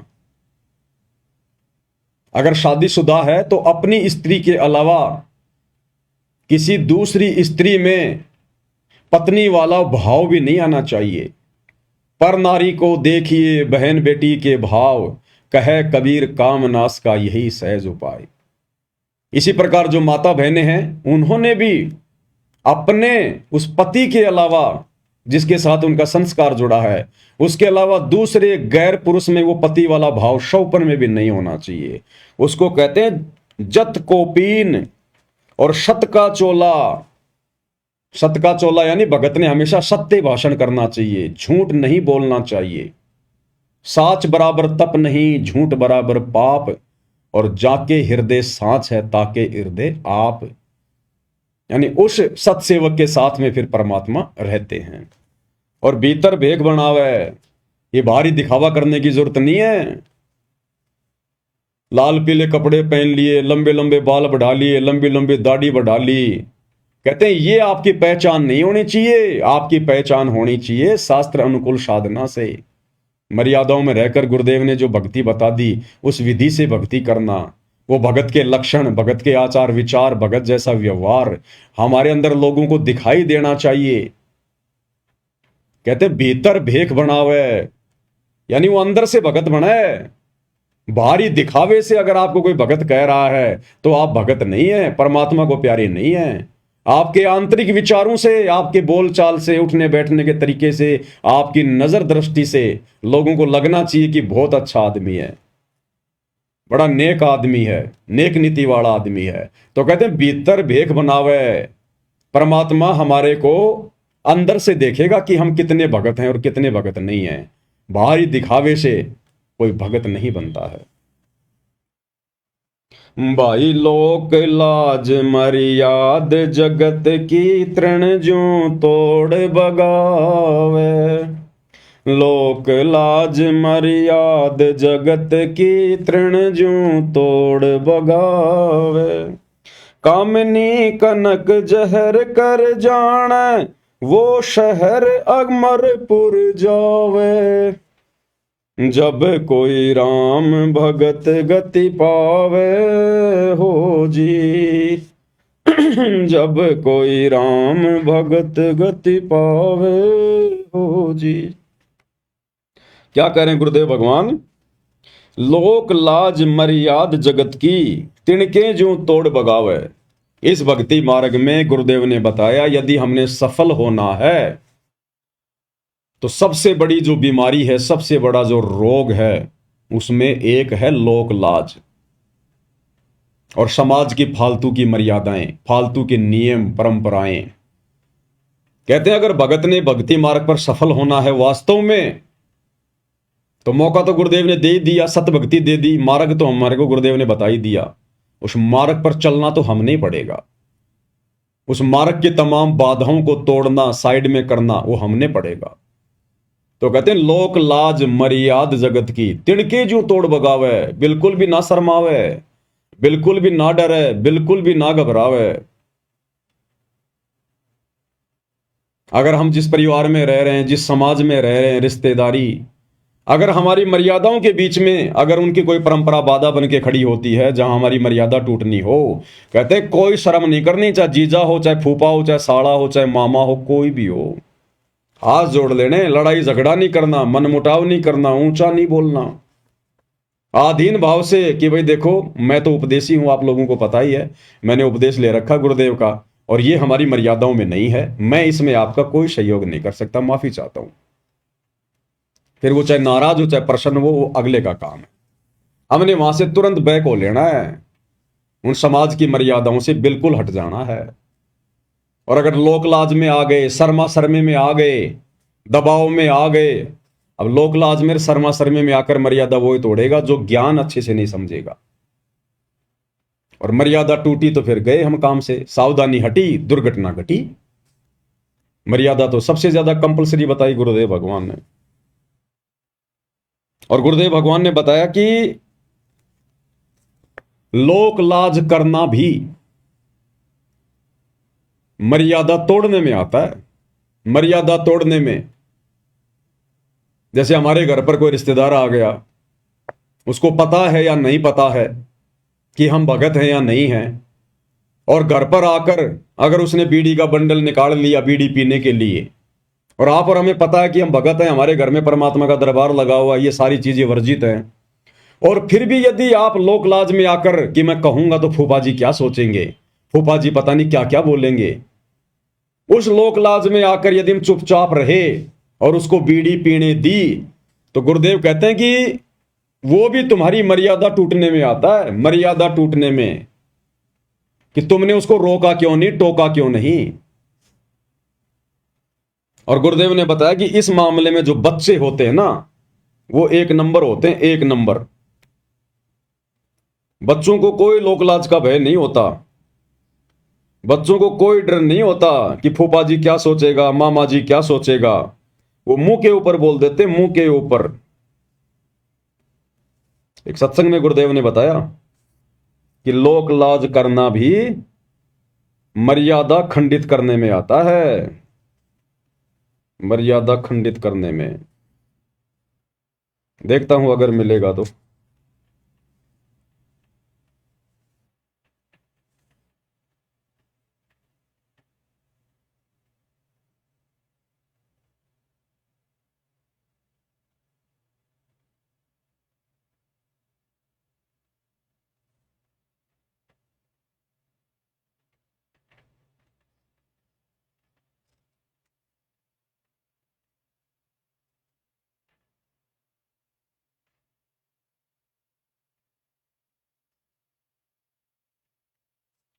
क्या करें गुरुदेव भगवान, ध्यान से सुनिएगा। तो अब ऐसा निर्मल ज्ञान पूरे विश्व में फैलेगा। ठीक है, कोई 2-4-10% कर्महीन इंसान होंगे, वो तो अलग बात है। जहां 90% इंसान ठीक हो जाएंगे, उन 10% की पार पड़े को नहीं, उनकी नहीं बसावेगी, उन्हें सीधा होना पड़ेगा। वो भी सीधे हो जाएंगे, विकार रहित हो जाएंगे, सरमाया करेंगे, लुकते फिरा करेंगे। अब विचार करना, हमारे जो भक्त हैं, हमारे भक्तों के भगत तो थोड़े बहुत शर्मा जाते हैं रिश्तेदार ने नु के हमारे घर में बीड़ी ना पिए, हालांकि वो ना ऐसा शर्माना, लोक लाज करना नाम खंड करता है। लेकिन क्या करें गुरुदेव कि वो ऐसा ना कहना, उसको ना टोकना, ना रोकना और लोकलाज करना, शर्मा शर्मी में ना कहना, कहते हैं वो भी मर्यादा खंडित करने में आता है, उससे भी भगत का नाम टूट जाता है। ध्यान से सुन लीजिए। हमारे जो भक्त हैं, हमारे भक्तों के भगत तो थोड़े बहुत शर्मा जाते हैं रिश्तेदार ने नु के हमारे घर में बीड़ी ना पिए, हालांकि वो ना ऐसा शर्माना, लोकलाज करना नाम खंड करता है। लेकिन बालक तुरंत कह देते हैं कि हमारे घर में बीड़ी नहीं पियोगे आप। तो फिर वो जो बीड़ी शराब पीने वाले हमारे भक्तों के घर में आ भी जाते हैं, तो कहीं छुप के गली में बाहर बैठ के जो करकाओं के देखो बालक तना देख ले इनका, आके फिर टोक दे तू बीड़ी पीवे, तो ऐसे डरा करेंगे फिर ये पाप करते हुए, और धीरे धीरे फिर ये बुराई छूट जाएगी, एक दूसरे को देखकर छोड़ेंगे। अब हमने ऐसी बुराई प्रारंभ की है, एक बीड़ी पीने लग गया, दूसरा दिखाइए, एक बार तो उसको बहुत बुरी तरह खांसी उठे, आंखों में पानी आवे, फिर जो मास्टर है ना पीने वाला, तो कोई बात ना, मेरे भी नहीं होया था, एक बार पी ले, उसने प्या के छोड़े और ट्रेंड कर देता है। ऐसे ही जब हम बुराई से दूर हो जाएंगे, हमारे संग में, हमारे बच्चों के संग में जो व्यक्ति आओगा, उसको भी नहीं कहेंगे भाई यहाँ बीड़ी मत पिए, मेरे धुआं चढ़ता है, मुझे नुकसान होता है, हमारे घर में हानि हो जाती है, तो फिर वो अब शर्मा कर छोड़ देंगे बुराइयों। एक भगत कह रहा था जी, हमारे सारे घर में जो ना मांस खाते थे, हम भी खाते थे, अब ज्ञान हुआ तो मैंने, मेरी माँ ने, पान भाई सब ने नाम ले लिया, मेरा पिताजी ना मान रहे, तो हमने बनाना ही बंद कर दिया। तो वो ढीठ है, बाहर चला होगा होटल पर बनाया, और वहां जो खान लगेगा ना, जब छोटा लड़का है मेरा, वो जाके दादा आज तू ये मुर्गे का मांस खाता है, एक दिन मुर्गा तो तू मुर्गा बनेगा, ये मनुष्य बनेगा, तुझे खाएगा। तो 1-2 बार तो उसने धमकाया, फिर जब भी खाता दिखा, जब पहुंचा तो बुढ़ा फिर छुप के बाथरूम में बैठ के खाने लग गया, कुआड़ मुंह के, अरे छोड़ता नहीं। तो क्या कहा गुरुदेव भगवान ने, लोक लाज करना भी मर्यादा खंडित करने में आता है, नाम तोड़ने में आता है। तो हाँ परम भगत भाई बहनों ने लोक लाज भी नहीं करनी, लड़ना भी नहीं, झगड़ना भी नहीं, प्यार प्रेम से बोल देना है। और दूसरे के घर पर आए हुआ व्यक्ति फिर जबरदस्ती भी नहीं करता है कि हम उसको कहेंगे और वो ना माने, ऐसा नहीं हो सकता। अपने घर पर वो 100 बार ना माने, लेकिन हमारे घर पर अगर कोई बीड़ी पीने की चेष्टा करेगा और हम उसको मना करेंगे, वो जबरदस्ती फिर नहीं पी सकता। लेकिन हम उसको कुछ कहेंगे ही नहीं, तो बताओ फिर वो कैसे मानेगा। तो गुरुदेव कहते हैं लोक लाज करना भी, शर्मा शर्मी भी मर्यादा तोड़ने में आता है। तो मालिक कहते हैं लोक लाज मर्याद जगत की, तिणके जूं तोड़ बगावे। और ये मर्यादाएं, ये फालतू की लोगों ने जो मर्यादाएं बना रखी हैं, शादी विवाह में जाना, दुनिया भर का दिखावा करना, लेना देना, दहेज, घोड़े, बैंड बाजे, और फालतू का ये जन्मदिन मनाना, अन्य जो होली, दिवाली, दशहरा, मकर संक्रांति, दुनिया भर के त्योहार, दुनिया भर के उस दिन पाखंड। तो हमने इन संसार की समस्त मर्यादाओं से हटना पड़ेगा। हमने सहयोग भी नहीं करना उनमें, सहयोग भी किसी भी प्रकार का। तो मालिक कहते हैं भाई लोक लाज मर्याद जगत की, तिणके ज्यों तोड़ बगावे, जब कोई राम भगत गति पावे। और आगे क्या करें परमात्मा, कामिनी और कनक जहर कर जाने, वो शहर अगमपुर जावे। कामिनी कनक जहर कर जाने, वो शहर अगम अमरपुर जावे, जब कोई राम भगत गति पावे हो जी। कामनी, कामनी यानी स्त्री, औरत, और कनक, कनक यानी सोना। परमात्मा कहते हैं इन दो वस्तुओं को जब तक भगत जहर के समान नहीं समझेगा। अब स्त्री को जहर के समान कैसे? स्त्री तो हमारी मां भी है, हमारी बहन भी है, स्त्री भी स्त्री है। परमेश्वर ने बताया कि नाम उपदेश लेने के बाद, इस भक्ति मार्ग में आकर ये ज्ञान समझने के बाद, हमने उस कामनी से नफरत नहीं करनी, अपनी औरत से नफरत नहीं करनी। जो बकवाद हैं, जो कुकर्म हैं, जो विषय वासना है, हमने उनसे पीछे हटना है। भक्ति तो हमारी स्त्री भी करेगी, नाम ले लिया तो भक्ति तो वो भी करेगी। उसने भी अपने पुरुष के साथ संबंध बनाने से बचना है। उसको कहते हैं कामिनी, और कनक जहर कर जाना, और सोना शरीर पर तो धारण करना ही नहीं है। गुरुदेव ने बताया अगर घर में भी सोना है तो उसको भी निकाल दो, बेच दो, वो पैसा किसी दूसरे काम में ले लो या मालिक की सेवा में लगा दो। सोना तो हमने घर में भी नहीं रखना, क्योंकि सोने में काल का निवास है। ईमान बड़ाई पैदा करेगा। दिखावे के लिए तो लोग इतने महंगे महंगे सोने चांदी के जेवरात वगैरह लेते हैं, और वो कौन सा दूध देता है बताओ? सिर्फ दिखावे के लिए। तो ये दिखावा तो परमात्मा से सैकड़ों कोस दूर करता है भगत को। तो परमेश्वर कहते हैं ये दो वस्तुएं भक्ति मार्ग में जहर के समान है। कामिनी कनक जहर कर जाने, वो शहर अमरपुर जावे, वही भगत आत्मा सतलोक का दरवाजा देख सकती है जो इन दोनों से दूर होगी। स्त्री से दूर होने की बात नहीं कही गुरुदेव ने, लेकिन बुराइयों से, बकवादों से दूर होने की बात कही है कि वो बकवाद अब नहीं चलेगी, वो शारीरिक संबंध, वो विषय वासना का खेल, वो गंदा कर्म अब इस भक्ति मार्ग में नहीं चलेगा। अगर तुझे ज्ञान समझ में आ गया तो कामनी कनक जहर कर जाने, वो शहर अगमपुर जावे, जब कोई राम भगत गति पावे हो जी। आगे क्या कह रहे हैं गुरुदेव? भाई जो पतिव्रता पति से राती, आन पुरुष ना भावे। जो पतिव्रता पति से राती, आन पुरुष ना भावे। बस पिहर में सुरत पिरत में, न्यों कोई ध्यान लगावे। जब कोई राम भगत गति पावे हो जी, जब कोई राम भगत गति पावे हो जी।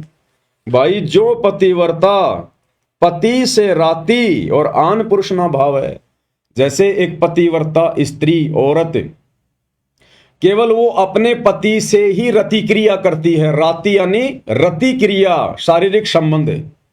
जो पतिव्रता पति से राती, आन पुरुष ना भाव है, गैर पुरुष, गैर मर्द, चाहे कोई कितना ही सुंदर हो, कितना ही धनी हो, कितना ही पहलवान हो, चाहे कोई सोने का बना के क्यों ना खड़ा कर दिया जाए, कहते जो पतिव्रता स्त्री होती है, बहन बेटी होती है, वो उसकी तरफ उस पति वाले भाव से आंख उठाकर भी नहीं देखती, आंख उठाकर भी, तब वो अपने पति को प्यारी लगती है।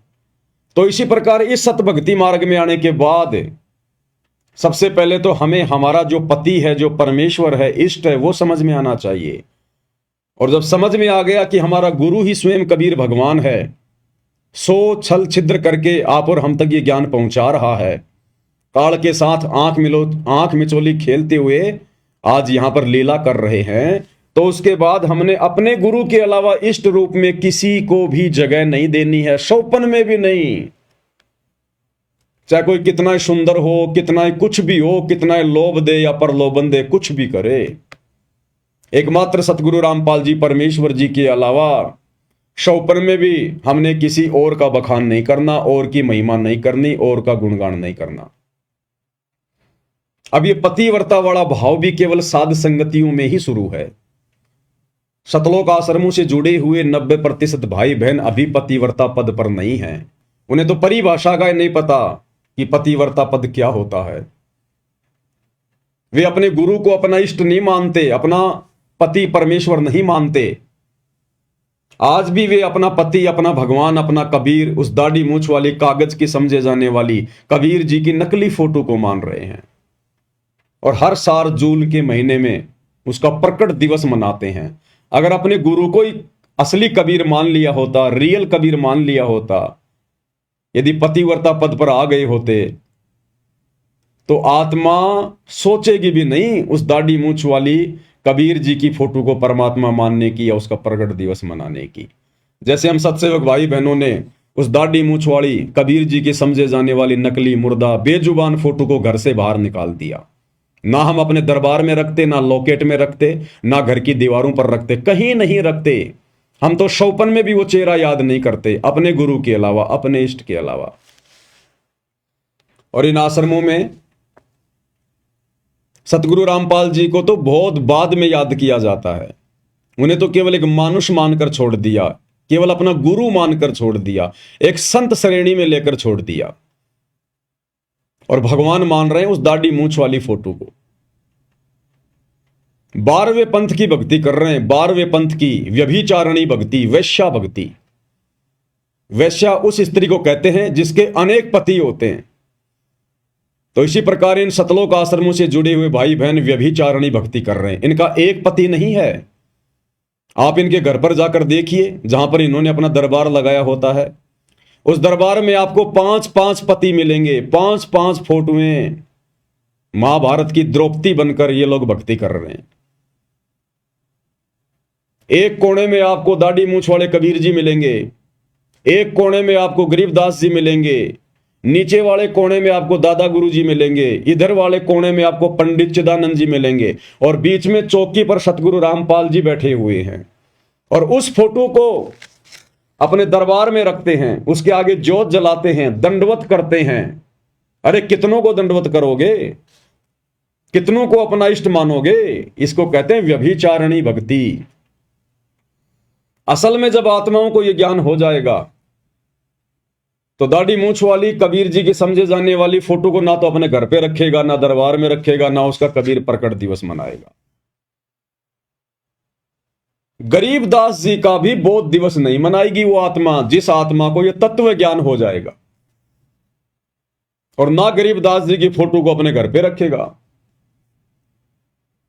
हमने केवल गरीबदास जी की वाणियों से मतलब है, गरीबदास जी के ग्रंथ से मतलब है।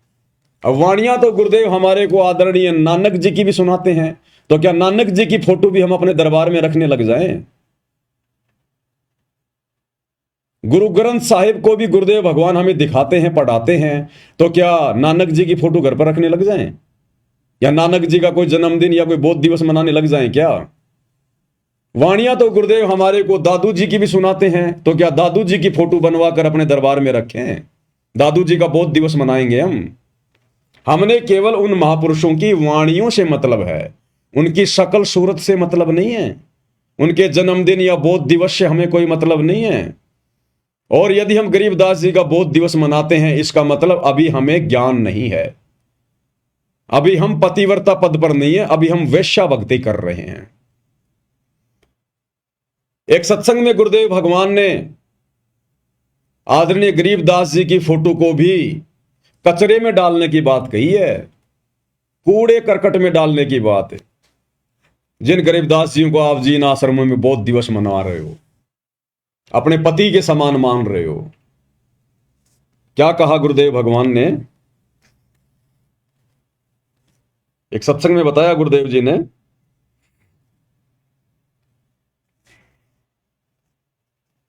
छोटा सा सत्संग है। एक बहन जो पहले बहुत सारी पूजा किया करती थी, हरिदास जी को पूजा करती थी, गरीबदास जी को पूजा करती थी, फिर भी घर में नुकसान, और जब गुरुदेव की शरण में आई, ये ज्ञान सुना, तो उसके बाद गुरुदेव भगवान उस बहन के मुख कमल से बोली गई कथा को अपने मुख कमल से सुना रहे हैं। यानी वो बहन तो बोलने में उपचूक कर दे, लेकिन गुरुदेव भगवान ने जो शब्द निकाल दिए वो परम सत्य हैं। तो गुरुदेव भगवान कह रहे हैं, फिर उस बहन ने वो हरिदास जी की, वो गरीबदास जी की फोटोएं सब कचरे में डाल दी। अगर गरीबदास जी आप और हमारे लिए, हम 13वें पंथ की आत्माओं के लिए अगर वो पूजनीय होते, तो गुरुदेव गरीबदास जी की फोटो के लिए तो बोल देते कि भाई कम से कम गरीबदास जी को तो तू कचरे में ना डालती। लेकिन गुरुदेव खुद अपने मुख कमल से बोल गए, इसको कहते हैं शब्द सैन सतगुरु की पहचान है, पावे अटल सुहाग रे। हमने गुरुदेव के संकेतों को ही समझना पड़ेगा। परमात्मा संकेत ही छोड़ेंगे और संकेतों को वही समझेगा जो गुरुमुख होगा, जिसको तत्व भेद होगा। तत्व भेद एक न्यारा रे साधु भाई, तत्व भेद एक न्यारा, और समझेगा कोई गुरुमुख प्यारा, तत्व भेद एक न्यारा। तो क्या कह रहे हैं गुरुदेव भगवान? रोटी खा के बच्चे को खाना खिलाया, मैंने खाना बना रही थी, और वो अपना मोटरसाइकिल उठा के चला गया प्रतिदिन की तरह। अपने साथी को लिया, जो साथ ही मकान था थोड़ी दूरी पे, तो चले गए। मैंने वो 2-4 रोटियां और बनाई। रोटी बना करके मैं सोचीला रोटी खा लेती हूँ। मैंने ऐसे ग्रास मुंह की तरफ किया था, इतना में वो लड़का, उसका साथी, उसके भी चोट लगी हुई, कपड़े फटे हुए, थोड़ा बहुत रक्त उससे भी निकल रहा था। वो भाग गया, आया, कहने लगे आंटी मेरे अब भाई की मृत्यु होगी, ना वो एक्सीडेंट हो गया भाई का। अब उसने नो कहा और मेरे हाथ से वो रोटी छूट गई मुंह में, जो एक्सीडेंट खाने के लिए ग्रास उठाया था। अब मैं सिर पे कपड़ा नहीं, पैरों में जूते नहीं, उस बच्चे के पीछे पीछे बहुत बुरी तरह दौड़ ली। उसने स्थान बता दिया था कि वहां एक्सीडेंट हो गया। वहां गई तो वहां मोटरसाइकिल बुरी तरह टूटी हुई पड़ी थी, बच्चा नहीं था। पता चला कि वो किसी हॉस्पिटल, नजदीक ही एक अस्पताल था सरकारी, वहां लेकर गए हैं। वहां जाकर पता चला कि वो, जाते ही पता लग गया कि उसकी मृत्यु हो चुकी है। कहते मैंने द्वार, उस हॉस्पिटल की द्वार का टक्कर मारी, मेरा सिर फट गया, बेहोश हो गई, 7 आंखें आई मेरे सिर में। उसके बाद रो रो का बुरा हाल हो गया।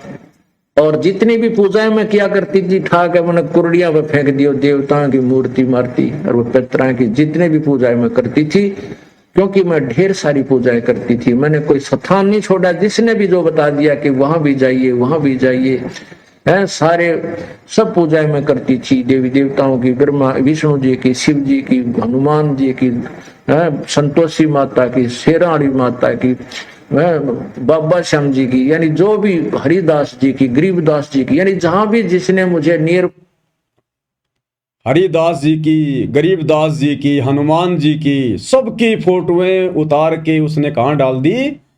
कचरे में डाल दी, डस्टबिन में डाल दी। अगर गरीबदास जी आप और हमारे लिए यदि पूजनीय होते, यदि गरीबदास जी की पूजा करनी होती, उनकी फोटो दरबार में रखनी होती, यदि उनका बोध दिवस मनाना होता, तो गुरुदेव भगवान यहां ये संकेत ना करते।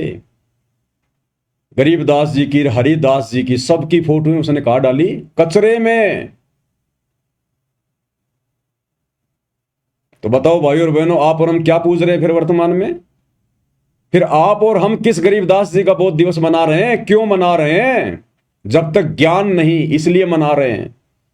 ये सत्संगों में परमात्मा ने सारे भेद दे रखे, सारे भेद। खुल के नहीं कहेगा परमात्मा कि बस एक मेरी पूजा करो, बाकी सबको छोड़ दो। और वाणी में कह दिया कि एक के साधे सब सदे, सब साधे सब जाए, और माली सींचे मूल को फले फूले अगाए। और स्पष्ट कर दिया, गुरु समान नहीं दाता रे जग में, गुरु समान नहीं दाता। अब इससे ज्यादा और क्या कहेंगे? हम जानवर नहीं है जो खुल के बताएंगे, नाक में नात डाल के समझाएंगे। ये तत्व ज्ञान इसीलिए दिया है और मनुष्य जन्म इसीलिए दिया है ताकि हम संकेतों को समझ जाएं। तो क्या कह रहे हैं गुरुदेव? हरिदास और गरीबदास जी की फोटो भी उस बहन ने कहां डाली? कचरे में। इसी प्रकार वो दाढ़ी मूछ वाली, वो कबीर जी की समझे जाने वाली नकली फोटो, इन सब का स्थान कहां है? वो कचरा। दास ने आज से 2-3 साल पहले कहा था, जब हिसार जेल से ये पूज्य गुरुदेव भगवान के नाम से ऑडियो वीडियो आनी शुरू हुई थी, तो दास ने कहा था कि इन वीडियो पर कुत्ते पेशाब करते हैं, कुत्ते। तो एक भाई था जयपुर का, बड़ा आग बबूला हो गया, जैसे सारा ज्ञान उसी को समझ में आ गया हो, और उस बात को लेके वो 10-20 सत्सेवकों को तोड़ के ले गए अपने साथ मैनेजमेंट में कि ये तो गुरु जी की फोटो के ऊपर कहता कि कुत्ते मूतते हैं। अरे भैया, कलयुग की पिछली पीढ़ी है, एआई का जमाना है। दास 1-2 दिन में वीडियो बना के समझाएगा किस प्रकार से वर्तमान में हिसार जेल से ये जितने भी जो फर्जी आदेश आ रहे हैं, ये सब गुरु जी के एआई वीडियो बनाए जा रहे हैं। AI आवाज आ रही है, कोई सत्यता नहीं है। बचाव का एक ही तरीका है, केवल गुरुदेव के ज्ञान को आधार बनाकर भक्ति की जाए। इन ऑडियो वीडियो के चक्कर में नहीं गुरुजी लाइव आ रहे हैं, जेल से लाइव आ रहे हैं, आ रहे हैं नहीं आ रहे हैं, हमारे लिए वर्तमान में कोई औचित्य नहीं है सिवाय उनके सत्संगों के अलावा। तो गरीबदास जी की फोटो को गुरुजी कह रहे कचरे में, और ये बात यदि मैं बोल देता तो पता नहीं क्या फिर ये लोग बवाल उठा देते। लेकिन यहां तुम्हारा बाप सतगुरु रामपाल जी भगवान साथ साथ में प्रमाण देते हैं। ये दास अगर कुछ बोल भी जाता है ना तो परमात्मा 2-3 महीने बाद में अपने सत्संग में उसका प्रमाण दे देते हैं कि ये नहीं बोलता, इसको मैंने बुलवाया था। तो क्या कह रहे हैं परमात्मा? हरिदास जी की, गरीबदास जी की, सबकी फोटोओं को कचरे में डालने की बात कर रहे हैं। मरती और वो पितरा की जितने भी पूजाएं मैं करती थी, क्योंकि मैं ढेर सारी पूजाएं करती थी, मैंने कोई स्थान नहीं छोड़ा। जिसने भी जो बता दिया कि वहां भी जाइए वहां भी जाइए, है सारे सब पूजाएं मैं करती थी। देवी देवताओं की, ब्रह्मा विष्णु जी की, शिव जी की, हनुमान जी की, संतोषी माता की, शेराणी माता की, बाबा श्याम जी की, यानी जो भी हरिदास जी की, गरीबदास जी की, यानी जहां भी जिसने मुझे नियर बाई बताया मैं उड़े जाया करती कि हे भगवान मेरे बच्चे की लंबी आयु देना। परमात्मा कहते हैं कि जो खावे ताको, जो बक्षक ताको विश्वासा, और जो रक्षक उसते ये फिरे उदासा। जो इनको खाता है, जो भक्षक है, उसको तो ये भगवान मान रहे हैं काल को तो, और जो रक्षक है कबीर परमात्मा, उससे उदास फिरते हैं, कहते ना तू भगवान नहीं। तो सुन लिया भाई और बहनों, पूज्य गुरुदेव भगवान के मुख कमल से दास अपनी तरफ से कुछ नहीं बोलता है, या जो भी परमात्मा बुलवाते हैं अपनी सत्य प्रेरणा के आधार से बुलवाते हैं, और समय आने पर परमात्मा फिर उसका प्रमाण भी देते हैं। अब कई जो नए नए भगत भाई बहन होते हैं इस ज्ञान को इतना समझ नहीं पाते। जो लोग ज्यादा शाणे हैं, चतुर हैं, उनको भ्रमित कर देते हैं। वो कहते हैं फिर गुरुजी क्यों पूजा करते थे दाढ़ी मूंछ वाले कबीर जी को? गुरुजी क्यों उसका प्रगट दिवस मनाते थे? गुरुजी भी तो गरीबदास जी का बोध दिवस मनाते थे आश्रम में। भाई आप और हम गुरुजी नहीं हैं, वो काम गुरुजी किया करते थे। आप और हम जीव हैं। इस 21 ब्रह्मांड के जो कर्म है आप और हमारे ऊपर लागू हैं, गुरु के ऊपर लागू नहीं है। परमेश्वर अपनी वाणी में कहते हैं शिष्य पूजे गुरु आपना, कि जो शिष्य होता ना उसने केवल अपने गुरु की ही पूजा करनी चाहिए। शिष्य पूजे गुरु आपना और गुरु पूजे सब साध। और जो गुरु होता है वो सबकी पूजा करेगा। गरीबदास जी को भी पूजेगा, कबीर जी को भी पूजेगा, मुनिंद्र को भी पूजेगा, अपने गुरु को भी पूजेगा, सबको पूजेगा। तो कहते हैं शिष्य पूजे गुरु अपना। शिष्य का धर्म केवल यही है, अपने गुरु की पूजा करे और किसी के ना करे। और गुरु पूजे सब साध, क्योंकि गुरु ने तो आपको भक्ति समझानी है, आपको भक्ति मार्ग पर लगाना है। गुरु के ऊपर कोई काल का नियम, कोई कर्म लागू नहीं है। वो केवल नियमों में रहने की भूमिका करता है। तो उसने तो हमारे को सभी महापुरुषों की वाणियां समझानी है, ज्ञान समझाना है। गुरु तो सबका ही जो है वो पूजा पाठ करेगा, जो मर्जी करेगा। लेकिन भगत के लिए क्या आदेश है? शिष्य पूजे गुरु अपना और गुरु पूजे सब साध। कहे कबीर उन दोनों का मता बड़ा अगाध। कहते हैं उस गुरु के पूजने में और शिष्य के पूजने में उन दोनों के बीच में बड़ा अंतर है, बड़ा भेद है, बड़े नियम है, बड़ी मर्यादा है। तो गुरु किसको पूज रहा है, गुरु क्या कर रहा है, वो हमारे लिए मायने नहीं रखता। हमने गुरु की जो करनी है उसको देख के नहीं चलना। गुरु की जो कथनी है, गुरु ने जो कथनी, जो कथ दी अपने सत्संगों के माध्यम से, हमने उसको आधार बना के चलना है, उसको भक्ति करनी है। तो गुरु ने कह दिया सब साध है कि भाई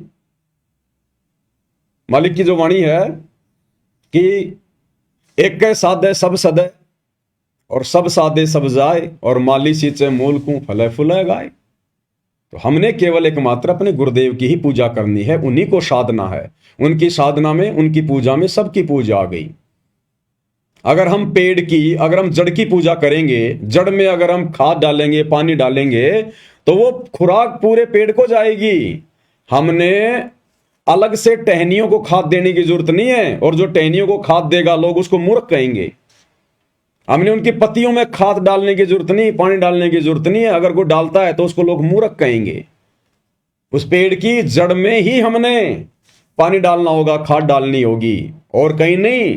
तो इसी प्रकार यदि हमने भक्ति पर सफल होना है, मोक्ष प्राप्त करना है, तो एकमात्र जो भक्ति की जड़ है, जो भक्ति का मूल है, सतगुरु, हमने केवल उन्हीं की पूजा करनी है, उन्हीं की सेवा करनी है।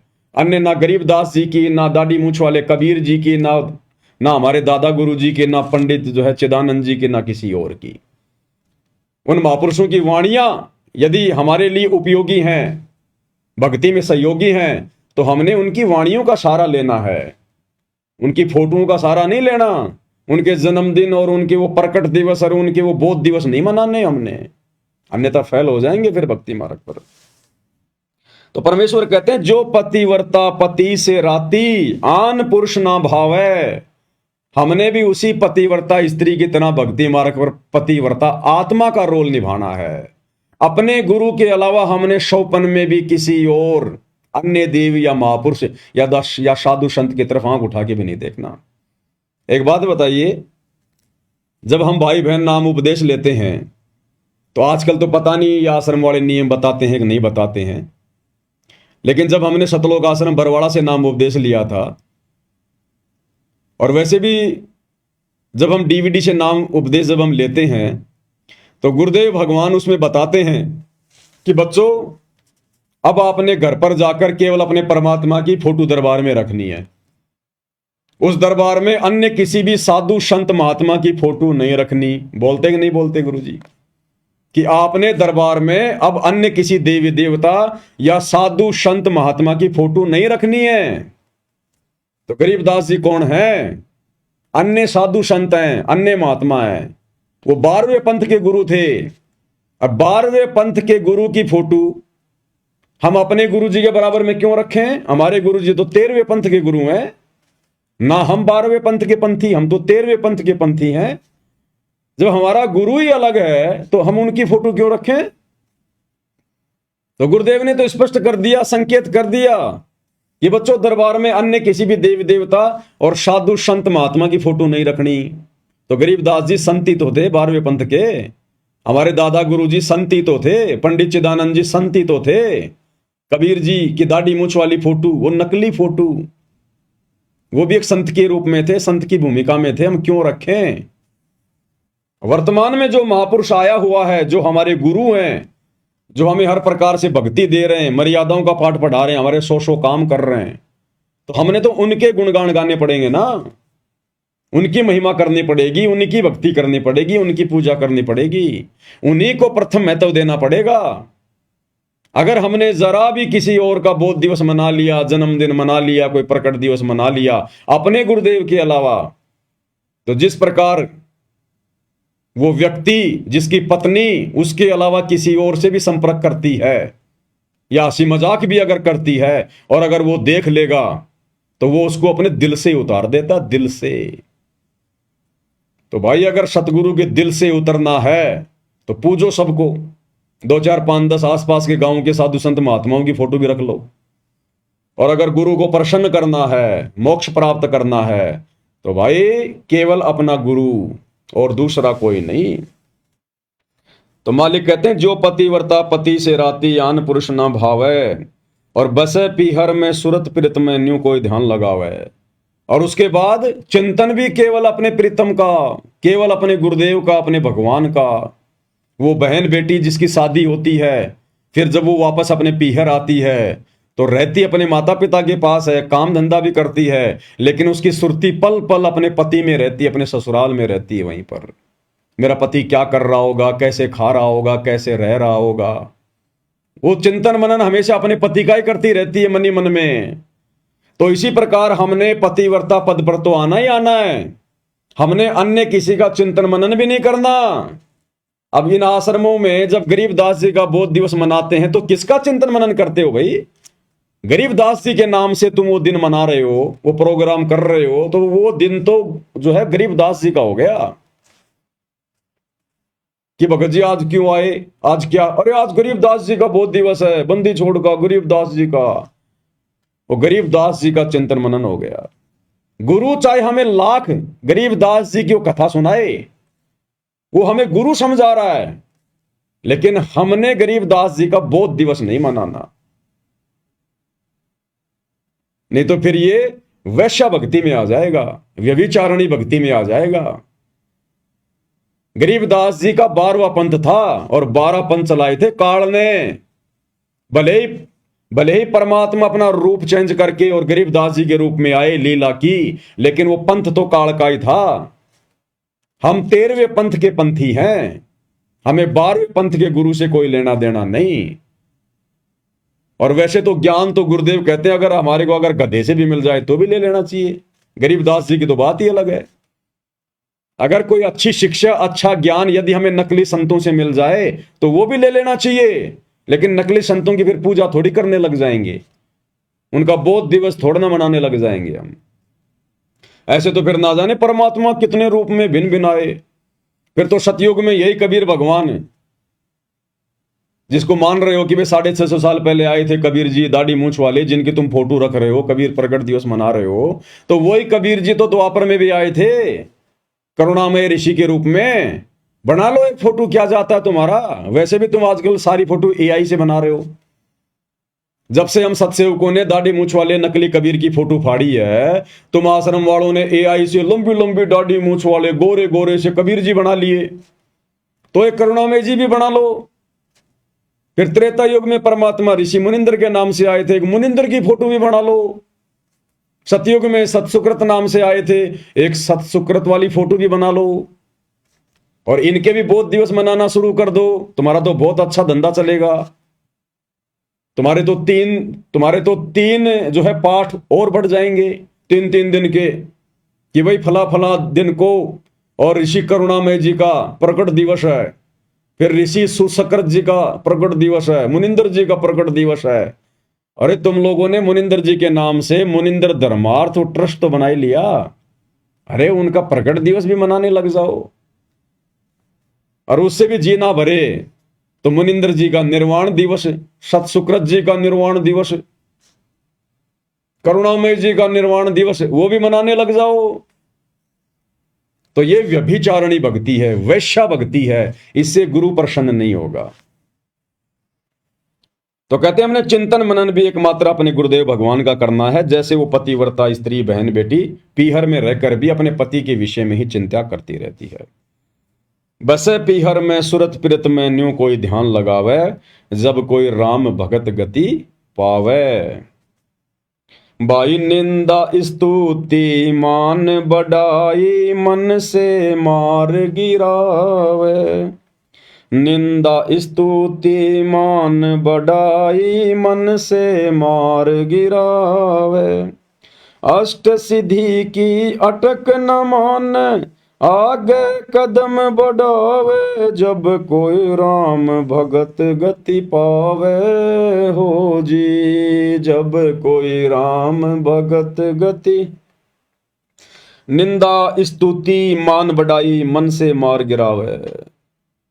निंदा यानी हमने भूलकर भी किसी की निंदा नहीं करनी है, किसी की चुगली नहीं करनी है, पीठ पीछे किसी के बारे में वो बातें नहीं कहनी जो बातें हम उसके मुंह पर कहने से जो है शर्माते हैं या फिर हम डरते हैं। अगर कहना है तो किसी के सामने कहो, किसी के मुंह पे कहो। जो बातें हम किसी के सामने कहने की हिम्मत नहीं कर सकते, पीठ पीछे भी मत कहो, अन्यथा वो फिर निंदा में आएगी कि वो ऐसा बोल रहा था, उसने ये कर दिया, उसने वो कर दिया। हाँ, अगर कोई सत्य बात है तो वो चाहे पीठ पीछे कहो, वो निंदा चुगली में नहीं आती। चोर को चोर कहना चाहे पीठ पीछे कह दो चाहे सामने से कह दो, वो निंदा चुगली में नहीं आती। परमात्मा कहते हैं, वाणी है परमपिता परमेश्वर जी की, कि साचा शब्द कबीर का प्रकट किया जगमाही, और जैसे को तैसा कहे सो तो निंदा नहीं। अगर कोई भगत है, भक्ति मार्ग के विपरीत जा रहा है, भगत भाई बहनों को भ्रमित कर रहा है, तो उसके बारे में, उसकी गलतियों के बारे में अन्य भगत भाई बहनों को बताना, समझाना, वो निंदा चुगली में नहीं आता। जैसे दुनिया भर के साधु संत महात्मा नकली, गुरुदेव भगवान इनकी खाल उतारते हैं ज्ञान आधार से, वो निंदा चुगली नहीं है। ये सतलोक आश्रम वाले गुरुदेव के बेटा बेटी भाई बंधु रिश्तेदार सारे भक्ति विरुद्ध कुकर्म कर रहे हैं, हम इनके ऊपर वीडियो बनाते हैं, ये निंदा चुगली में नहीं आता है। निंदा चुगली वो है जब आप किसी से राग द्वेष ईर्ष्या करके, आप किसी से जलन करके और व्यर्थ में उसके खिलाफ भोगते हो, तो वो भगत ने नहीं करना चाहिए। उससे भगत का भी अंतःकरण जो है मैला होगा और भक्ति का भी नाश होगा। स्तुति, अगर हमारी कोई मान बढ़ाई कर रहा है, हमारी कोई महिमा कर रहा है, हमारे बारे में मीठे मीठे गीत गा रहा है, और यदि हमें सुनने को मिल गए या किसी के माध्यम से सुनने को मिल गए, तो हमने किसी की उस स्तुति से हमने गुबारी की तरफ फूलना नहीं है। हमने अपने अंदर मान बढ़ाई पैदा नहीं करनी है। जैसे कोई किसी के गले में माला डालता है, फिर वो बड़ा खुश होता है, प्रसन्न होता है, उसके नाम के जयकारे लगते हैं, या कोई किसी के बारे में ऊंची ऊंची बढ़ा चढ़ा के बातें करता है। तो इसी प्रकार हमारी चाहे कोई कितनी ही बढ़ाई क्यों ना करे, अगर हमने कोई अच्छा काम किया है, उसकी भी अगर हमारी कोई बढ़ाई कर रहा है, तो भी हमने उस बढ़ाई को अपने ऊपर नहीं लेना कि नहीं, जो भी कुछ कर रहे हैं मेरे गुरुदेव भगवान कर रहे हैं, आज उनकी रजा से ही सब कुछ हो पा रहा है, मेरी 2 कोटि के जीव की क्या औकात है। तो अगर हमारी कोई स्तुति कर रहा है, कोई महिमा कर रहा है, हमें कोई इज्जत दे रहा है, तो हमने गुबारी की तरफ फूलना नहीं है कि मेरी कोई औकात नहीं। अगर मैंने ये अच्छा काम किया है तो मेरे गुरुदेव भगवान के आशीर्वाद से, उनका ज्ञान लेने के बाद किया है, तो सारा का सारा जो क्रेडिट है, जो श्रेय है, मेरे पूज्य गुरुदेव जी को जाता है। तो हमने किसी के द्वारा की गई जो स्तुति है उससे भी हमने प्रसन्न नहीं होना है। निंदा स्तुति मान बढ़ाई, मान बढ़ाई, हमने मान बढ़ाई में नहीं आना बिल्कुल भी, अहंकार में नहीं आना बिल्कुल भी, हमने ऊपर मुंह करके नहीं चलना, अपने अंदर अहंकार भाव पैदा नहीं करना। 2 कोटि के जीव हैं, हमारी औकात क्या है गुरुदेव ने सृष्टि रचना सुनाकर बता दी। तो हमने अपनी औकात में रहना है। मन से मार गिरावे, यानी हमने इनके निकट भी नहीं जाना है। कोई हमारे बारे में चाहे अच्छे गीत गाए, चाहे कोई बुरे गीत गाए, वो अच्छे बुरे गाने वाला जाने, हमने तो सहज भाव में, आधीन भाव में, दास भाव में रहना है। अष्ट सिद्धि की अटक न माने, आगे कदम बढ़ावे। अष्ट सिद्धि, अष्ट सिद्धि और 9 निधि। अष्ट सिद्धि यानी चाहे कितनी कोई सिद्धियां, चाहे हमारे अंदर चाहे कोई वचन सिद्धि, कोई शब्द सिद्धि क्यों ना आ जाए, पहली बात तो हमने उनका प्रयोग हमने करना ही नहीं है। हमने तो जो मर्यादा गुरुदेव ने बता दी, जो नियम बता दी, उस आधार से अपनी भक्ति करनी है। हमने बिल्कुल भी ना कोई इच्छा करनी है, चाहे परमात्मा हमारे ऊपर कितना ही धन क्यों ना बरसा दे, हमने कोई अहंकार भाव में नहीं आना है।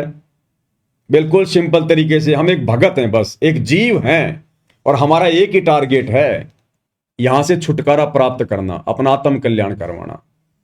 तो चाहे अष्ट सिद्धि आओ, चाहे 9 निधि आओ, चाहे परमात्मा धन बरसाए, चाहे गरीबी में रखे, चाहे हमारी कोई बढ़ाई करे, चाहे बेइज्जती करे, चाहे कोई निंदा करे, हमने हर प्रकार से जीवित मरने वाली रिहर्सल करनी है। जीवित मरने वाली, जब आदमी मर जाता है तो मरने के बाद कोई रो रहा है, कोई उसके अच्छे कर्मों की उसकी बढ़ाई कर रहा है कि बड़ा अच्छा आदमी था, इतने अच्छे अच्छे काम किए इसने। कोई रो रहा है कि हाय मेरा बेटा मर गया, मेरा बाप मर गया। साइड में 2-4 कोई मेरे जैसे कोई गालियां भी निकालते रहते हैं कि अच्छा हुआ मर गया, निकम्मा आदमी, एक धेले का नहीं था। तो वो मरने वाला कोई प्रतिक्रिया नहीं देता है, चाहे कोई उसके अच्छी गीत गाओ, चाहे बुरे गीत गाओ, वो तो मुंह फाड़ के पड़ा है। तो इसी प्रकार परमेश्वर कहते हैं जीवित मरना वही है, यो गुरु ज्ञान विज्ञान वाणी, जीवित ही जग जग में मरो। कि वास्तव में तत्व ज्ञान को समझना और अपने गुरुदेव के वचनों पर चलना, उनकी वाणियों पर चलना, असल में यही है कि तुम जीवित मर जाओ।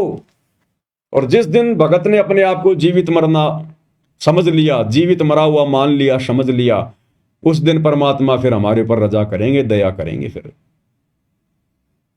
एक कथा बताई गुरुदेव भगवान ने कि जीवित मरने पर ही कैसे मुक्ति मिलेगी, मोक्ष मिलेगा, उसके बिना नहीं मिलेगा, चाहे हम कितना ही कुछ शाणे बन जाएं। हम भक्ति मार्ग में शाणपत तो चलती नहीं है, चतुराई तो चलती नहीं भक्ति मार्ग में।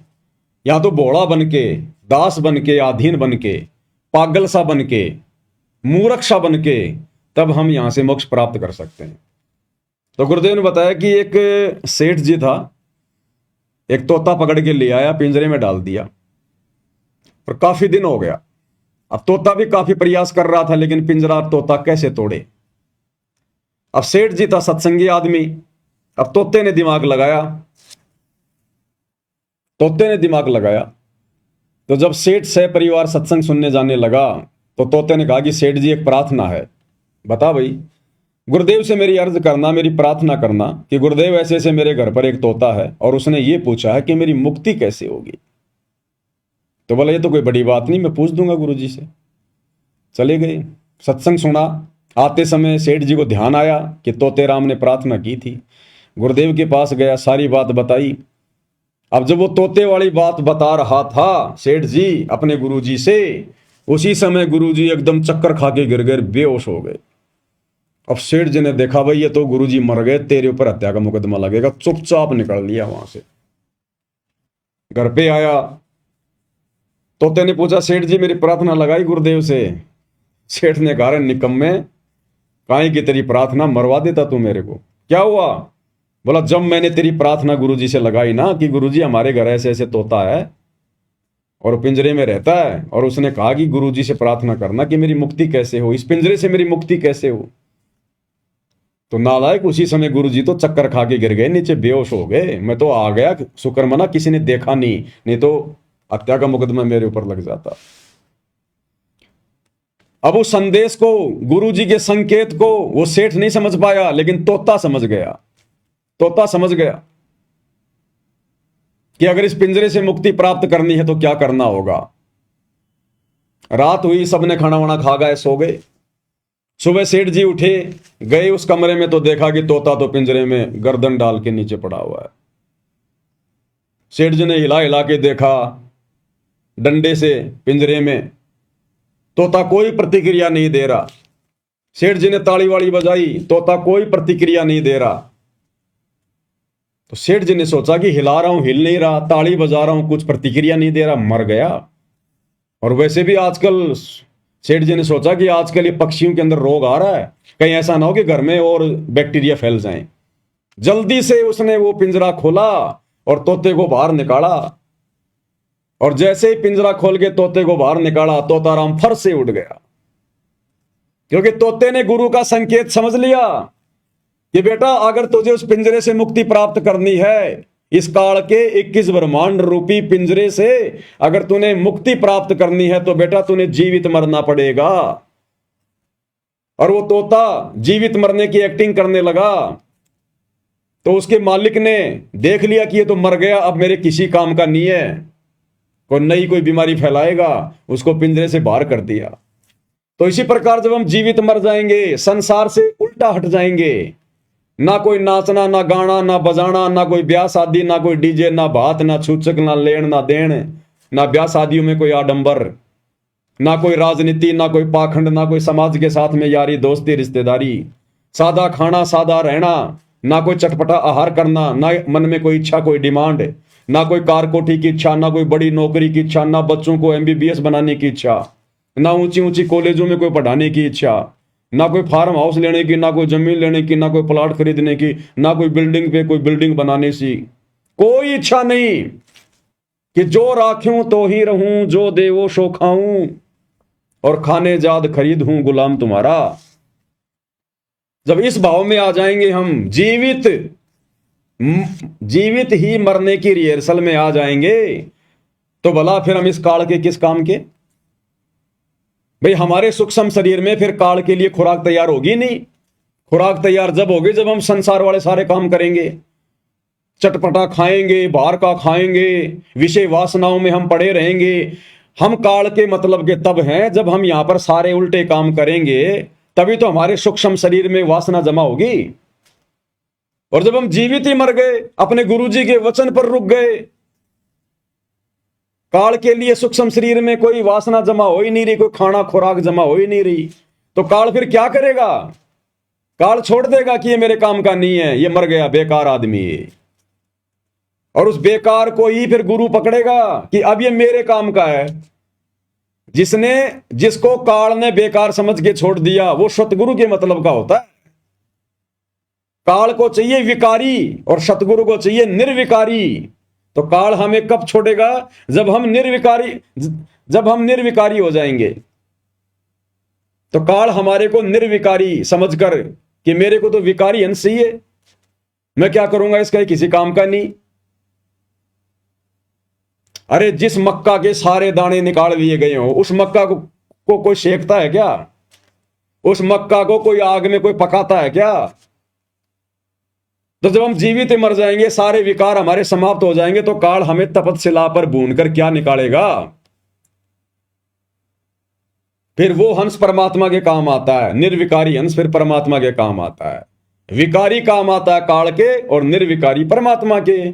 फिर परमात्मा ले जाएगा उसको। फिर तो इस प्रकार से यहां देखो, बार बार गुरु जी हमें यही तो संकेत कर रहे हैं कि बच्चों मत देखो संसार को, संसार की तरफ देखना बंद कर दो, अपने परमात्मा के चरणों से चिपट जाओ।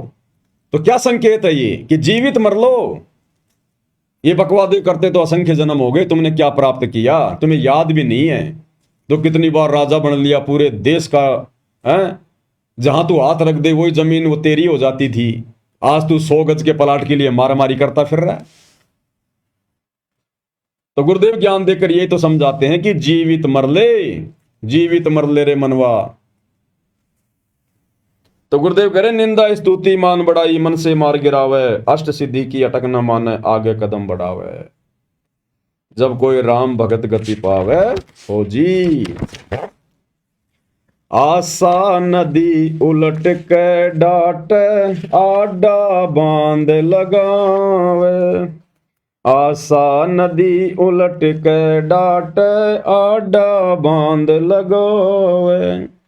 भव जल खार समुद्र में, फिर बहुर न खोड़ मिलावे। जब कोई राम भगत गति पावे, हो जी। जब कोई राम भगत गति पावे, हो जी।